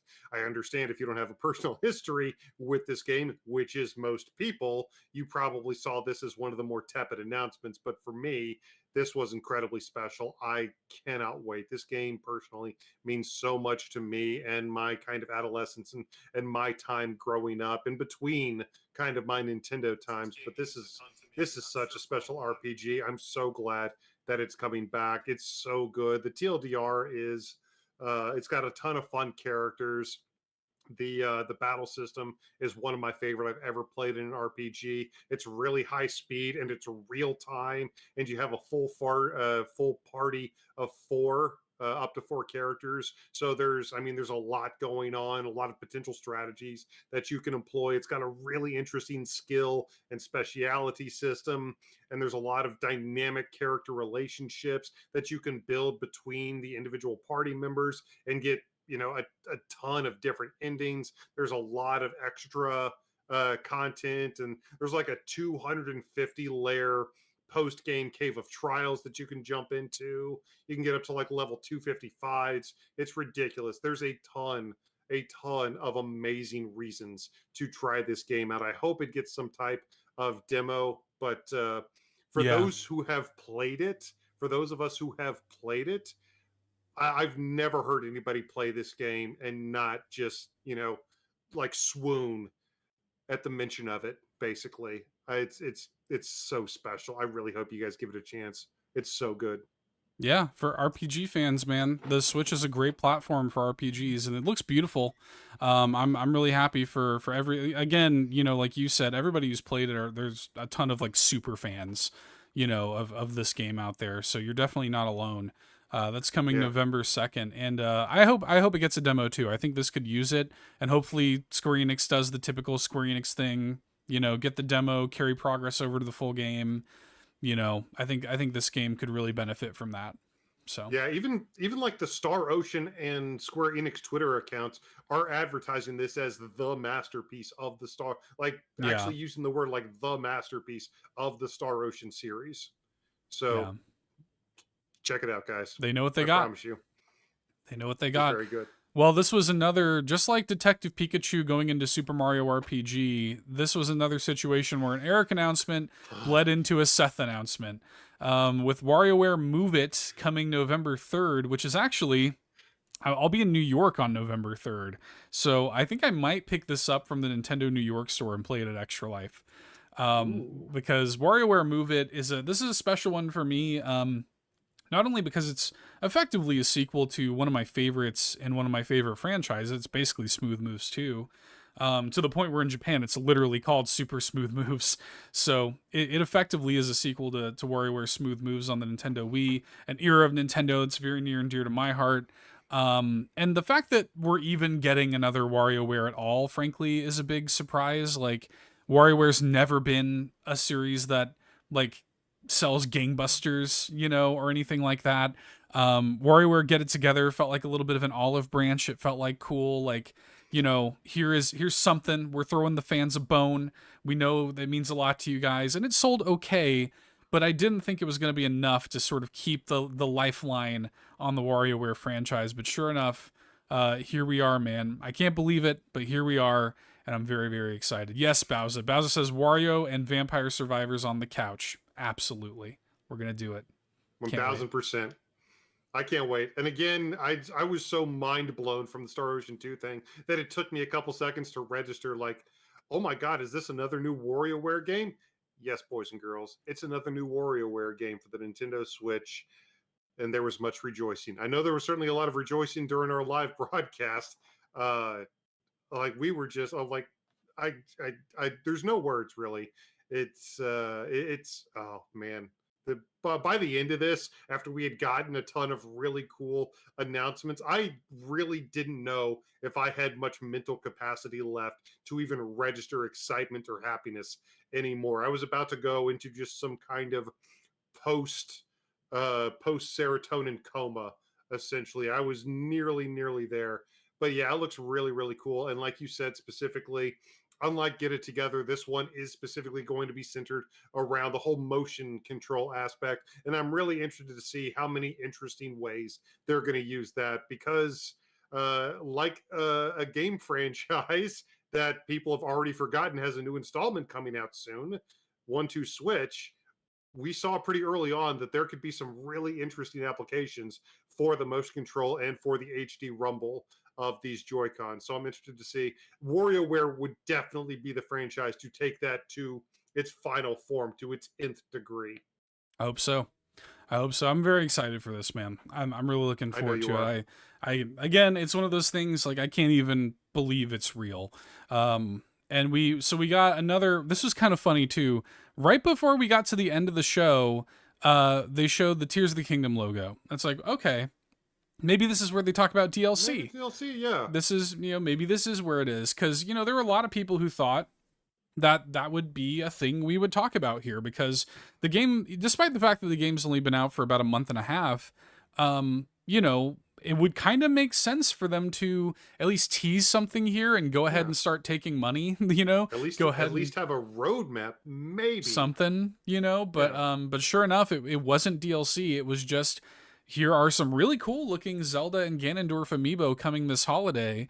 I'm going to be really curious. I saw somebody in the YouTube comments speculate that, like, what if you scan Ganon and it summons phantom hands, like the gloom hands or whatever? So that'd be amazing. Actually be great. But Nintendo essentially was like, now you can own Hot Ganon. Yeah, there you go. Sure can. Now you can own Hot Ganon. Sure can. And of course, Zelda and her, her healing. It's no spoilers, but that's a very important thing that she's doing in that amiibo. Yeah, and the amiibo look great, and it was do. Like all amiibo do. It was the thing with me when they released the game, and like we had this whole suite of amiibo and Breath of the Wild came out, and so when Tears of the Kingdom came out and we just had the one, it did feel, I was a little bit like, okay, that's fine. But and it's a cool one that we got, but I was kind of hoping for more. So it's cool to see that more are coming this holiday. And if we're gonna get more Tears of the Kingdom amiibo, these are the ones, to get. So I don't think it's gonna happen, but I would like to see these sold as a 3-pack. I think that'd be a good move. We'll see. Yeah. I don't know. We'll see. But Link, Zelda, Ganon, I mean, literally the Triforce. Yep. I just think it would make sense to sell them as a 3-pack. That's just me. Yeah, We'll see what happens. But the final thing, the sort of final announcement, they don't really was do. there another thing? There was another thing. It's funny because Nintendo's moved away from saying like one more thing, that whole. But they basically say like, and this will be the final game, shown during the presentation, effectively a one more thing, and this was something that again was sort of rumored and leaked leading up, but we didn't really know what form it would take. There were whispers that we might see the new 2D Mario, the return of 2D Mario, like not the new Super Mario Brothers series, which is even that been effectively dormant since 2012 was when we got New Super Mario Brothers U. Yes, we got New Super Mario Brothers U Deluxe, which sold incredibly well. People have been, McBeal in the chat says, thirsty for hydrated Ganondorf amiibo. People have been thirsty for 2D Mario on the Nintendo Switch. And Different kind of thirsty. I don't know how different it is after this. But we saw this reveal despite all of that, and I don't think anybody could have predicted what we got with Super Mario Brothers Wonder, which just looks like a incredible refresh of 2D Mario that just has added so much creativity and life and boldness and weirdness back into 2D Mario. And like, this was one of my favorite trailers of all time. I've watched it probably 100 times by now. Like, no joke, if I'm not being hyperbolic, I've probably watched it 50 plus times. Seriously. Like, I love this. This is one of my all-time favorite trailers. Yeah, the 2D Mario games were, let's be honest, in need of an evolution in style. Because when New Super Mario Brothers came out in 2006 on the Nintendo DS, like that was great for its time. It looked like an evolution of 2D Mario games for 2006. For mid 2000s, for the handheld, New Super Mario Brothers looked really cool. However, over the course of multiple console games and even another handheld sequel, the art style never really evolved too much. So much so that by the time New Super Mario Brothers U came out, even in 2012, there were a lot of people that felt like it was really starting to get kind of bland. And I do see where those people were coming from. And especially when you put that art style up next to Super Mario Brothers Wonder and the love, attention, care, personality, and expressiveness that the characters show in this game is just immediately evident. And they really feel like real, like characters that have souls in them, that have personalities, that have wants and cares and dreams and wonders. It just looks so frankly magical. They have found a way to, I think, really tap into who these characters are at a base level, not just as 3D models within a video game, but as themselves.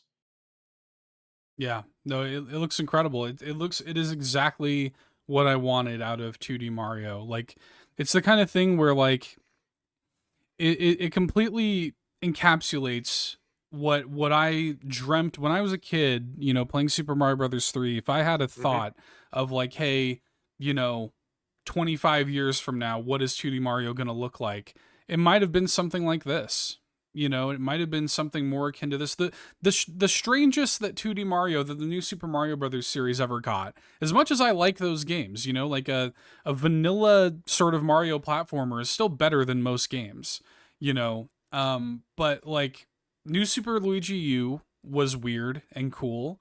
New Super Mario Brothers 2 was like, hey, there's a lot of coins, but other than that, like it's basically just been, here's some new suits every now and then or whatever, but there's not a lot of like actual creativity, going on in the new Super Mario Brothers series, as much as I like them. There's somebody on Twitter who I thought made a really good point or sort of distilled this thought in a really, I think, elegant way, which is like the new Super Mario Brothers games could be made in Mario Maker, meaning that it is effectively just new levels with a similar coat of paint. And Super Mario Brothers Wonder feels like it is something that could not be made by like human hands. Like it feels like moving art. Like it feels like something that is actually like irrespective. Like it's almost supernatural and like intangible. It looks incredible. And it immediately seeing that trailer is like, my God, like I can't even believe what I'm seeing right now. I still can't. Even watching the trailer, like it's not going to be until I'm actually playing it and seeing it in motion, like on my screen, that it's going to feel real. So, yeah. Well, we've only got 4 months to wait. Coming out October 20th. My anniversary, by the way. My wife and I's wedding anniversary is October 20th. Nice. So, I goes. really hope that Hot Wheels doesn't really cannibalize too many of its Right. sales since it's coming out the day before. I'm sorry, that's mean spirited. I shouldn't say that. Wow. But I mean, yeah, it looks amazing. We've all seen the trailer 1,000 times. We've seen the fun little like the hat floral that Mario does. We've seen all the different characters that you can play as: Daisy, Peach, Toad, Yoshi. We've seen, these new wonder seeds, these wonder flowers, and the different crazy effects that they're going to have on the levels. We don't know if they're going to be in every level, but it certainly looks like there's going to be a ton of them. It appears we're going to be in a new kingdom, so Mm-hmm. that'll be interesting to run around in. But yeah, Super Mario Brothers Wonder, the first full Super Mario Brothers platforming game that we're going to get since Odyssey. Since Odyssey. I know we got a little bit of taste of Mario platforming with Bowser's Fury, but this is going to be the first full Mario platforming game we've gotten in 6 years, guys. 6 years. Yeah. Well, I mean, yeah. I mean, like, Bowser's Fury. People shouldn't discount that, but like, it is. No, It it's is though. fantastic. It's great. Yeah, it's It great. took me a couple hours though, but it was fantastic. Yeah, it's great. But it also though, like the it's not, like Bowser's Fury is great. It's not Odyssey. It's not a full thing. But it also, like, even removed from all of that, like there is a difference like between 2D and 3D Mario, and 2D Mario has its place. Like that's the thing, is like people who've been playing games and have been with Nintendo their entire lives, like you and I have, this is how we all got into it. This is how we all like interacted with Nintendo. This feeling of wonderment, this exploration of this world with Mario in the 2D plane is exactly what got us all here. And so like it's great to see them coming around and owning the space again like they used to. Not just kind of like being complacent or clean cut or whatever, but doing like weird junk and trend setting and actually moving forward. There's a phrase that Satoru Iwata said, ironically enough, in the 2012 Nintendo E3 presentation where they revealed the Wii U. The way that he set that up was with this Japanese concept of dokutsu, which is displayed prominently in Nintendo headquarters and has been ever since the founding of the company, and it means to create something unique. And I think they lost sight of that a little bit with the new Super Mario Brothers series, and it is 100% here and present. And it's really funny to go back to that direct now, because that was the last time we got a new 2D Mario, and now here we are over a decade later getting this, and it is dokutsu, like 1000%. So yeah, I'm really hyped. I will say to y'all, in the main show that goes live tomorrow, there is like a deep dive breakdown. We go through that trailer frame by frame, Eric and I, and we get much deeper into it. Talk about that trailer for like an hour in tomorrow's episode of All In a Nintendo podcast. So if you're watching us on YouTube right now, links to the podcast are in the episode, in the video description. So that'll hit podcast feeds tomorrow. And there's much more Super Mario Brothers Wonder talk there. Yeah. But at the end of it all, now that we've marinated on this for several days now, I'm going to go ahead and ask you the question, Seth. We've posited the question, so I think it's fair that we answer it. Where does this rank for you in terms of Nintendo Directs of all time? I don't know if like if I were to look at Nintendo Directs objectively, and if I were to look at like the things announced in previous Directs, there have probably been better Directs, right? But this is my favorite Direct that we've ever seen, because for really just one thing, and it was the way that it affected me on a personal level, like coming into this completely blind, not even thinking we would be getting it at all, coming into it with maybe, a little bit of jaded like cynicism, thinking, oh, like we've seen what Nintendo has to offer this year. We're kind of riding out. We're just gonna coast. We're just until the next console comes out or whatever. Until next year, we're kind of good. We're just kind of here. And not only that, but like here in the Switch era, there's been a lot of commentary about Nintendo not. I mean, I make a show called Keep Nintendo Weird. Like there is like a big like sense of complacency in Nintendo fans of like, oh my god, Nintendo's not weird anymore.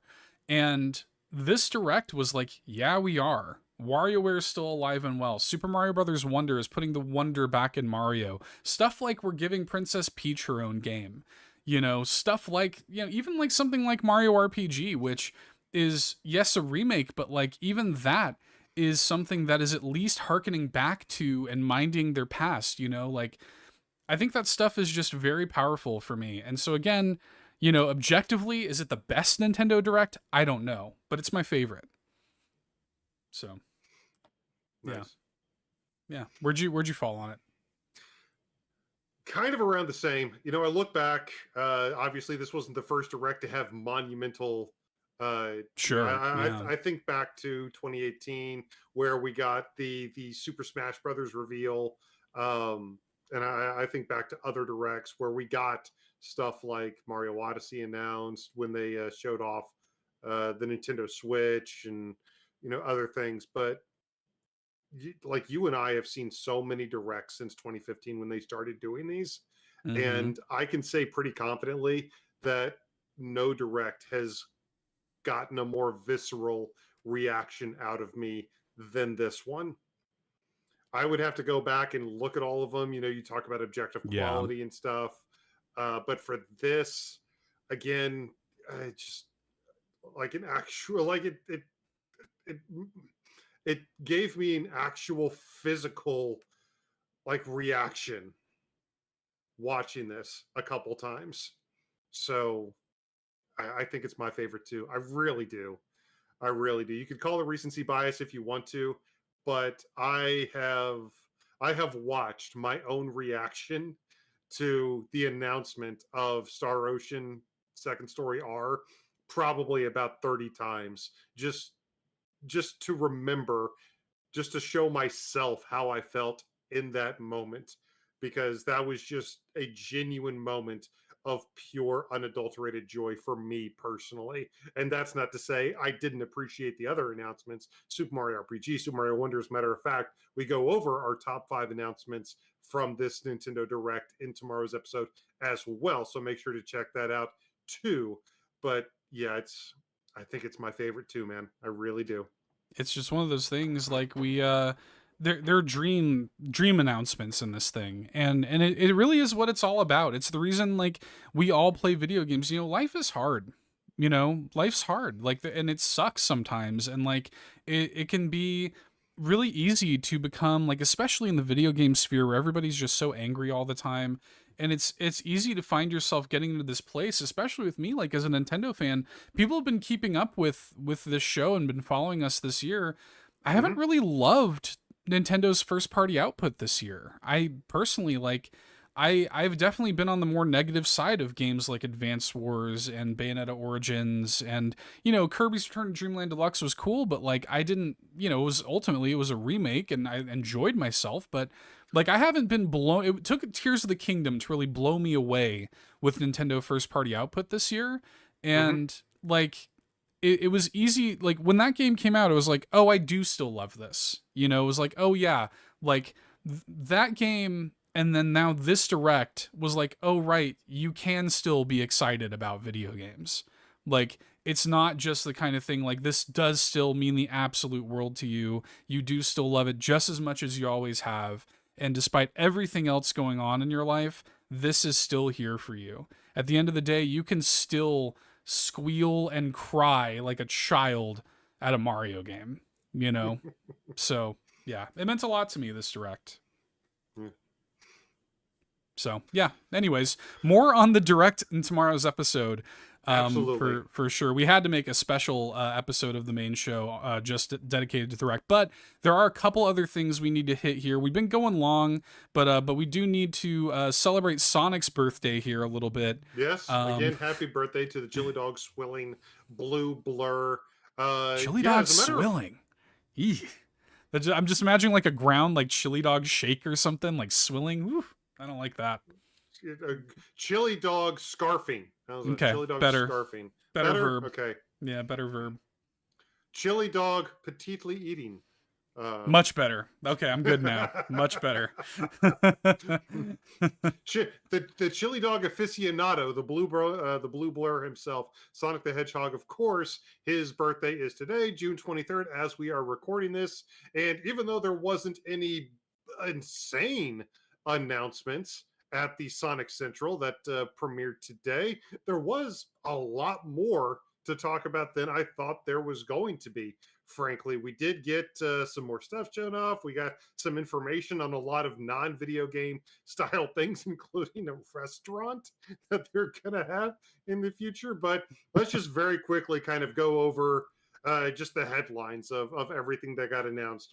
First and foremost, there's some free Sonic birthday DLC that dropped in Sonic Frontiers that's available now.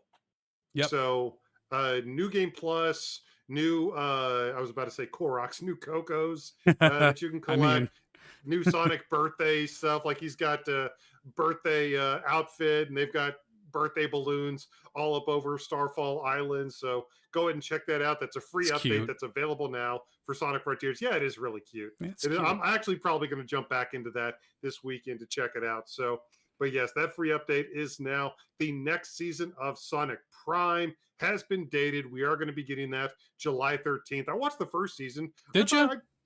I liked it? It was pretty good. I wasn't, I wasn't, blown away by it. I'm not going to put it up with like Voltron Legendary Defender or Avatar or anything, but it was fun. I enjoyed it, and I enjoyed it enough that I'll be checking this out. Nice. Yeah, I never got around to it. I might need to, sit down and watch it.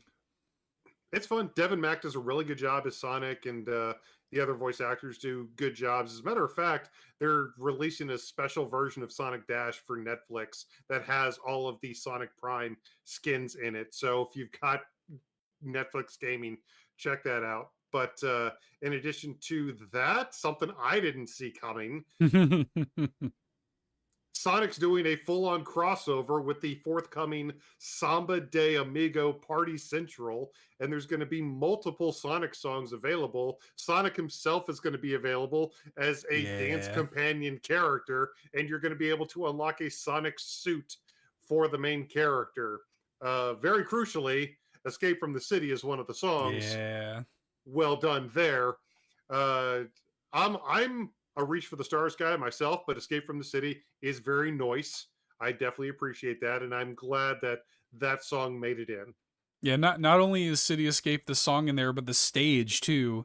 The stage, is in there, and that's just really cool. I'm actually really excited for Samba de Amigo. It comes out in August, and I'm definitely gonna pick that up. I'm looking forward to playing that, man. That was a nice surprise. And weirdly, we actually got a fairly lengthy gameplay trailer of Samba de Amigo during the Sonic Central. So we actually got to see a pretty decent chunk of what that game looks like in motion during the Sonic Central. So yeah, I'm excited for it too. Another one of Sonic's bizarre crossovers that he likes to do these days. Speaking of Sonic Lego. Yep. Sonic Lego. So Lego teased that they were going to be in the Sonic Central at some point. They basically just like, hey, watch the Sonic Central. So it turns out we've got several new Sonic Lego sets coming through, and including Tails Plane and Loop-de-Loop and the Death Egg and all that fun stuff. And we've also got a brand new, fantastic looking Dr. Eggman minifig. And we covered the first Sonic Lego commercial trailer when it came out because it was absolutely fantastic. They treated it as if Eggman had basically pirated the Lego signal and created his own evil version of the trailer. and they did something fairly similar to it with this one. And I wondered how they were going to top the first one, because the first one was fantastic. So what they decided to do with this one is have the Lego Eggman minifigure do a rap. And it's the best, worst thing ever, but mostly the best. I'm glad you think so. I thought this was so cringy. I was watching that this It's morning. cringy. It's absolutely cringy, but there is an incredibly fine line of intentional cringe that still falls on the side of endearing and funny, and I think they just barely skated that line. That's just my opinion, though. My Oh, amazing co-host look. doesn't seem to agree. they tap danced over that line, fell, tumbled a little bit over it into a trash. I was like, this is awful, dude. I will say, I loved it. I would respect it though if they actually release that cursed Sonic Eggman, but like build. Yeah, I would respect that if they actually release that. I would respect that. Chloe would G be agrees great. with you. Chloe G says it's the good kind of cringe, so maybe I'm off base here. I don't know. I really liked it. I really liked it. But yeah, they show Eggman pirated the signal again. He tried to get, I don't even remember the hashtag. He tried to get a hashtag trending to So do stupid. whatever. It was like yeah, like make Sonic Dr. Eggman or something like that. Yeah, something like that.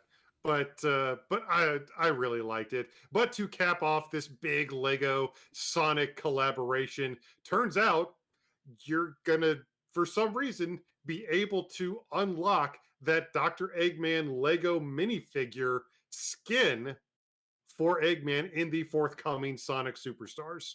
Yeah. And Yeah. It's that, a pre-order bonus, I guess. yeah. Yeah. So But that's really, I mean, we're gonna get it anyway. But that's pretty really cool. That's really cool, I think. it's pretty cool.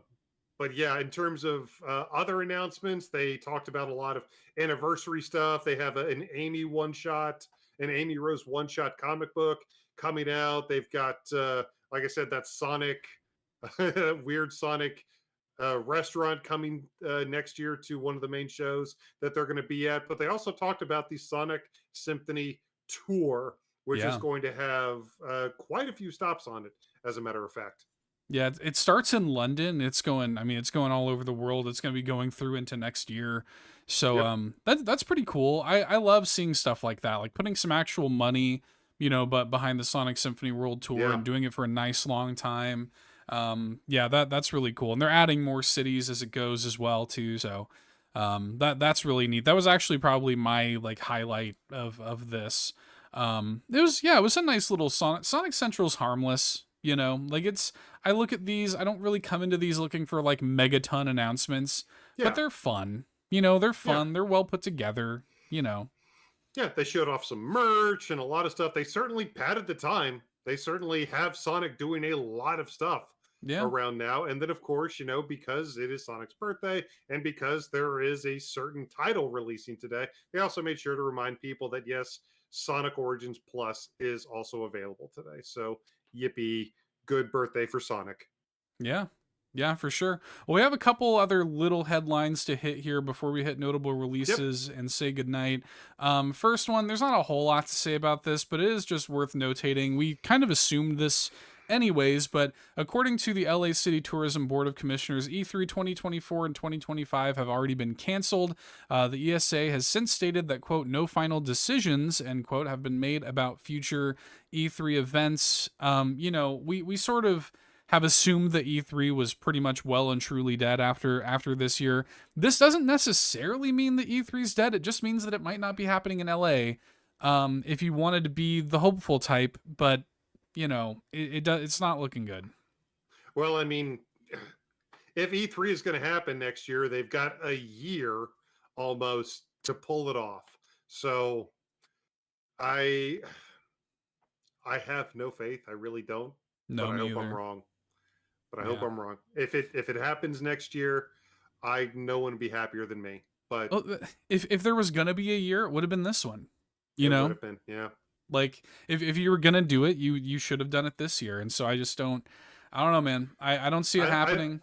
I do think at this point they should just say is like instead of attempting to try to keep people's hopes alive, just move on. Be like, okay, the industry is clearly, E3 is at this point a relic of the past. It's time to move on and look to newer things as opposed to attempting to, you know, uh, to try to electrify a Yeah, corpse bow out back to life every gracefully. year. Yeah. Yeah, just bow out gracefully. Don't Tommy Tallarico this bad boy. Just just bow out gracefully and just and just like let it be what it is. It Yeah. sucks, but it is what it is, and you just got to move on. Yeah. Just So, let us have the memories. Please don't let us talk about how they're desperately trying to revive E3 every year. Please don't let right. us. Yeah. Yeah.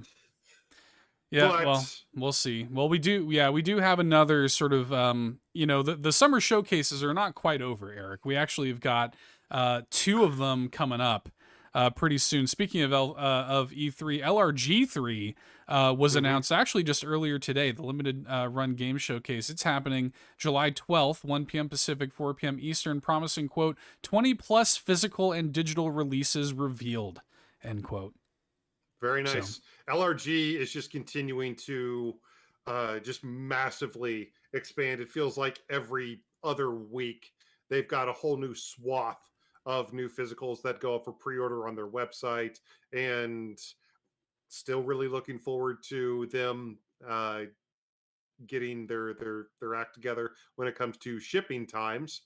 But there's no question that when it comes to this type of indie physical indie game physical collector's editions and physical orders, that they are basically the standard bearer of the industry. So I will be really interested to see, because there's not a doubt in my mind they've got a fair few high profile games that they're going to be willing to show off. I would almost be willing to predict this is where we're finally going to see Chicory. Interesting. Yeah, I hadn't really considered that. You might be right. You might be right about that. I'll definitely be interested. We'll see what goes on here. It's always worth watching. There's usually some Yeah. sort of spectacle to it, Yeah. if nothing else. So Yeah, LRG has kind of taken, in the past couple of years, they've kind of taken a page out of Devolver's book and yeah, done some really weird framing device around their show. But yeah. unlike Devolver, which really went way too far into their framing device over the past couple of years, LRG is still able to keep it light and keep the focus on the games. So Mm-hmm. I'll be interested to see what kind of weird shenanigans they're up to this time around as well. I will say, very notably, this will be without Douglas Bogart. Yep, Doug's So left. So yeah, yeah. since then. So we'll see. We will see what they've got. There is also the Annapurna Interactive Showcase happening next Thursday, that's June 29th at 12 p.m. Pacific, 3 p.m. Eastern. The press release states, quote, "We've got reveals, spotlights, and one of our biggest announcements yet." Stray End for quote. Switch. Yeah, that's one of their biggest announcements yet. Stray for Switch. Stray for Switch. Stray for Switch. I'm looking I forward to really it. feel like it's going to happen at some point. I really do. But Annapurna, Maybe. like not even just talking about Stray, Annapurna's got a fantastic catalog of games. So we could get some new game announcements at this point. It's still technically that time of year for new game announcements, so we could see something like that. But regardless, another really high profile independent developer and publisher that we will be keeping a very close eye on come next month. I always really like their showcases because they Or spend a at the end lot of of. this month. It's next Yeah, it's week. next Yeah. week. Yeah. It's next It- week. I apologize. yeah. Well, I like watching their showcases in particular because they spend a lot of time with their developers. The developers, And yeah. like I really like I remember last year's Annapurna showcase, like there were games where I was like, well, I don't even care what the game is. I'm sold because I just love the people, Yeah. So I'm really looking forward to this. I think this has the potential to be a really strong showcase. So yeah. Very possibly. Very possibly. And it'll be the final kind of game showcase. LRG is a publisher of physical media. Right. They haven't really gotten too far into game development yet. So this Annapurna showcase is going to bookend basically this June E3 cycle of game development conferences. So I don't know. Hopefully we go out on a bang. I do have faith in Annapurna to do I that. do too. I do too. But that's next week, Eric. Let's talk about this week and hit some of these notable releases. You kind of mentioned it earlier, but Sonic Origins Plus dropped. You got it in the mail. You're holding up your physical there, right there. It's on the TV behind you for anybody watching on YouTube. Code in the box, though. It sounds like. Bizarrely, like it's so weird. It's so weird. Yeah. They went through all the trouble to produce physical media. The cartridge itself even says Sonic Origins Plus, but the actual plus, the Origins Plus addendum, the extra Origins Plus content is a code in the box. That is so bizarre. That's so weird. I Oh mean, well. it's really cool though. The package is incredibly cool. It's such a great way to play these old games. It really is. I've played a little bit of. I haven't seen any slowdown or any issues, lag or anything like that. So I know a couple people had some issues. Hopefully, all of those have been ironed out. But just the way this is all packaged together looks really really cool. Looks really really cool. I'm happy to have it. Happy Nice. birthday again, Sonic. Yeah, happy birthday, Sonic. There you go. This is a cool little story. Chocobo GP was re-released this week, Yeah, it was. removing the microtransactions from the game, which is really the big thing that kind of turned us off on it when the Yeah. game came out. The game itself is fun. And Chocobo GP is a great, like, PS1 franchise coming back. We were Yeah. excited about the game, but like this whole microtransaction like season pass layout Season they pass had, thing like, completely turned us off. totally. And so now that they've re-released this game with all of that stuff removed, I'm interested in it. Now I I don't am know if too. I'm ready to go start tossing money at it, but when there is maybe a lull someday, possibly, I might think about picking it up. I am too. I am too. I already looked at Play Asia just to check it out. But yeah, Yeah. I've wanted a reason to be excited about this game because I had well, at least I had a demo version for Chocobo Racing back on the Yeah. PS1 that still allowed you to have fun with the game. There were some pretty robust demos back when we had PS1. Oh yeah. But Big time. but yeah, I wanted reasons to be excited about Chocobo. But yeah, the microtransactions and the in-game currencies and the way they were handling the monetization of the game, I understand that games are incredibly costly now. That the budgets for AAA video games have ballooned immeasurably now. But there's Mhm. just something so incredibly slimy about these types of practices that it's just an immediate turn off for me and for a lot of other people, and a lot of developers I think are starting to really abandon uh, a lot of the grosser practices. But unfortunately, when this game came out, it did feel kind of gross, and you and I decided to just move on past it. Yeah. But since re-releasing it as a full package where you just pay the once and you have all the content and you can do it, like, yeah, I'm here for it, man. I'm Yeah. willing to give this game another shot, Yeah. or I'll keep finally my eye give on it a it. shot. Yeah, I will definitely keep my eye on it. We Yeah. mentioned earlier, Shadow dropped during the direct was both the Last Spark Hunter DLC for Mario Yep. Rabbids, as well as Pikmin 1 and 2 HT digitally. Anyways, the physical comes out September 22nd, but those did Shadow drop during the direct. Shoutouts to those. Absolutely. So you can, like I said, you can play the entirety of the Pikmin, the core Pikmin saga. Can't play, Hey Pikmin, but you can play the entirety of the core Pikmin saga on your Nintendo Switch now, in addition to the first major story DLC for a fantastic tactics-based RPG in Mario Rabbids Sparks of Hope. So Yep. have at it. Have some fun. But that's not it. There was a really weird story that came out from Platinum basically right as the Nintendo Direct was happening. It was such a bizarre thing for them to announce. Uh, it's like I almost didn't even notice it, but they released weirdly a game that was previously just DLC only for the re-release, for the Switch release of the Wonderful 101.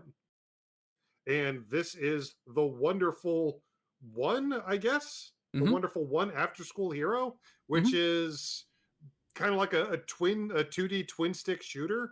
It doesn't play anything like the core Wonderful 101 game. But it was an extra mode that they added. Was it like a stretch goal or something for the Yeah. Kickstarter? Yeah, so the Kickstarter had a stretch goal of having like this separate like 2D action platformer. Like you said, it's a stick shooter. And they released it, we covered it on the show a couple weeks ago. They released like one week you got volume 1, and then the next week you got volume 2, and then now this week they basically just packaged both of those as one thing and made it standalone. So you don't actually have to own the Wonderful 101. You can just play the Wonderful One After School Hero as its own thing. I think it's $10. It is So $9.99. Yeah. yeah. So it's cool. I actually downloaded it, but I haven't gotten around to playing it yet. Okay. But yeah, it's it seems neat. I mean, why not put that out there and make a little bit of money? I get it. Yeah. You I think know. $9.99 is also the price of a certain puzzle game that just came out that you've True. created content on, isn't it? Yeah, Dr. Fetus's Mean Meat Machine. We did get a code from the publisher, so big thanks to the publisher for sending that along. I talk about it a little bit more in the main show that drops tomorrow if you guys want to hear some deeper thoughts on it. But yeah, it's basically Super Meat Boy through the lens of Dr. Robotnik's Mean Bean Machine. If you want to see me play it, there is a video on the YouTube channel right now. I'm not good at the game at all. The game's brutally difficult. It's tough, but it's cool. It actually is.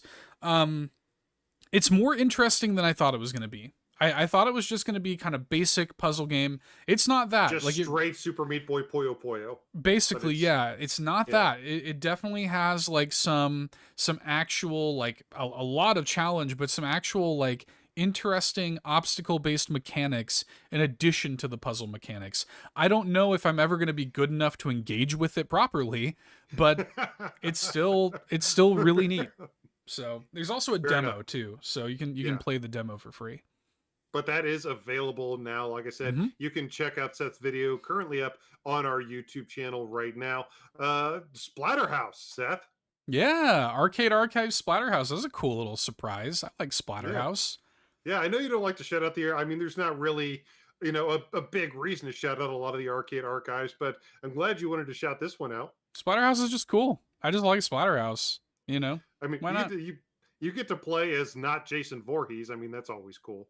Yeah, I actually liked that one on the Xbox 360, that like Oh 3D yeah, yeah, yeah, yeah. Splatterhouse I with heard Jim good things about Cummings. that one. I heard I good things liked it. about that one. It Well, it kind of was reminded me of The Suffering from kinda. PlayStation 2. You know Yeah. what it reminds me more of? It actually reminds me more of Mad World. Like it kind of is like kind of a Mad Okay. World kind of vibe where you're just in Okay. rooms killing people. And it's just gory. And Jim Cummings is Splatterhouse. Jim Cummings voices the main You're character, kidding. and You're kidding. he's Darkwing Duck. he's basically doing Darkwing Duck.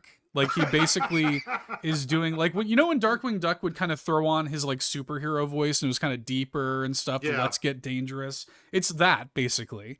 And in Splat, it was actually I liked I it. need to play it now. I Yeah, need to I play it actually now. liked it. So that was Oh, fun. that's amazing.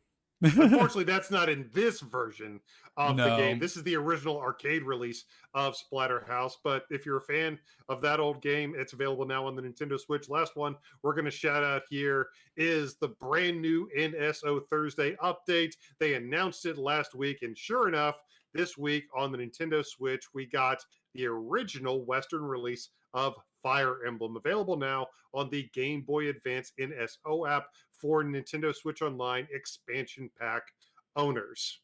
Yeah, and Japan got like another one, right? Like the Yeah, they Binding got Blade or whatever. they got the Blazing Blade and the Binding Blade both.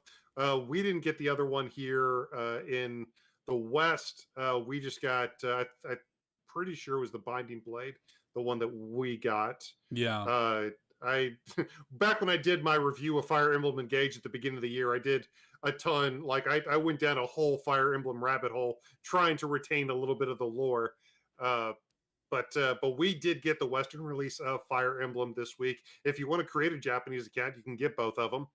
But yeah, that classic GBA game is now available to play. And I honestly think I'm going to try to find time for it. After playing Fire Emblem Engage at the beginning of this year, I really would like to see more of the franchise and engage with more of the series. Yeah. Real quick little bit of breaking news. I just got this come through as we're live here. The Arkham trilogy on Switch. We were speculating about this earlier, so I wanted to just Hmm. go ahead and hit this before we wrap up to confirm. Only Arkham Asylum will be on the cartridge. The Arkham City and Arkham Knight will require an online connection to download and install both titles when the Arkham Trilogy cartridge is inserted into the Nintendo Switch console. All three games will then be playable as long as the cartridge is inserted. So it will have a required download, unfortunately. I mean, So, yeah, I yeah. figured that. I Yep. thought they'd be able to fit Arkham Asylum and Arkham City both on the cartridge at least, but that doesn't surprise me really whatsoever. Yeah. So it's unfortunate, but yeah, just wanted to hit that real quick while we were still here. But yeah, that's this week's notable releases. A massive Massive. episode of the weekly Nintendo news roundup. We got into a lot today. Yeah. Yeah, yeah, But big let boy. us know what you guys are most excited for. Let us know your favorite moments in games and trailers from the Nintendo Direct this past week are. Are you still in a serotonin induced coma from all of it, like we very nearly were? Let us know. Reach out to us on Facebook and Twitter at All In Podcast. Make sure to join our Discord, our amazing Discord, where there has, as you might imagine, been a ton of discussion in the past few days about the Nintendo Direct. Go ahead and come on over. We'd love to have you over there. But, before you do that, make sure to give a like, follow, and subscribe to us here at youtube.com/all in podcast. We do these weekly news roundups every week at Friday, 8 p.m. Eastern, 5 p.m. Pacific. In addition to that, there's a ton of videos of gameplay of forthcoming games of all kind of like Seth just said. We've got the Dr. Fetus's Mean Meat Machine video up already. So ton of content that you can engage with here on the YouTube channel. So go ahead and like the bell, the subscribe, all that type of stuff. In addition to all the content, in addition to this and the main show and the other videos, we actually even, Seth, we produce exclusive content for our patrons as well, don't we? We do. On patreon.com/all in podcasts, we make 2 exclusive podcasts over there every week. We also have things like shoutouts on our shows, early access to some of our shows like Keep Nintendo Weird. There'll be a new episode of that coming up pretty soon.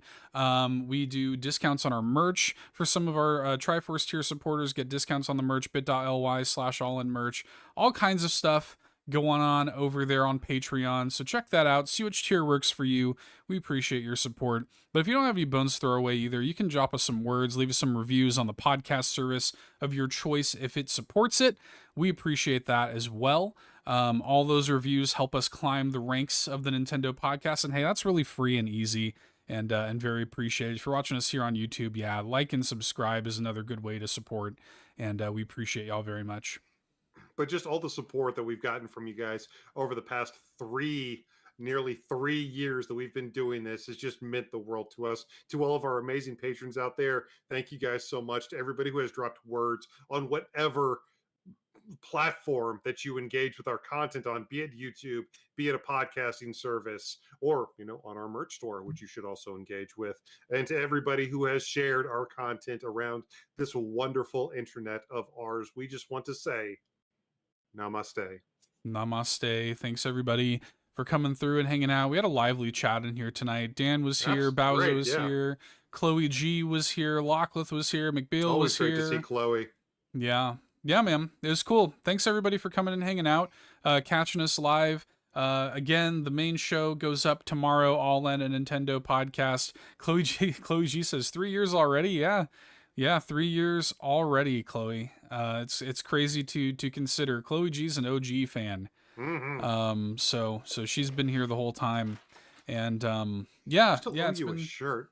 yeah, it's been cool.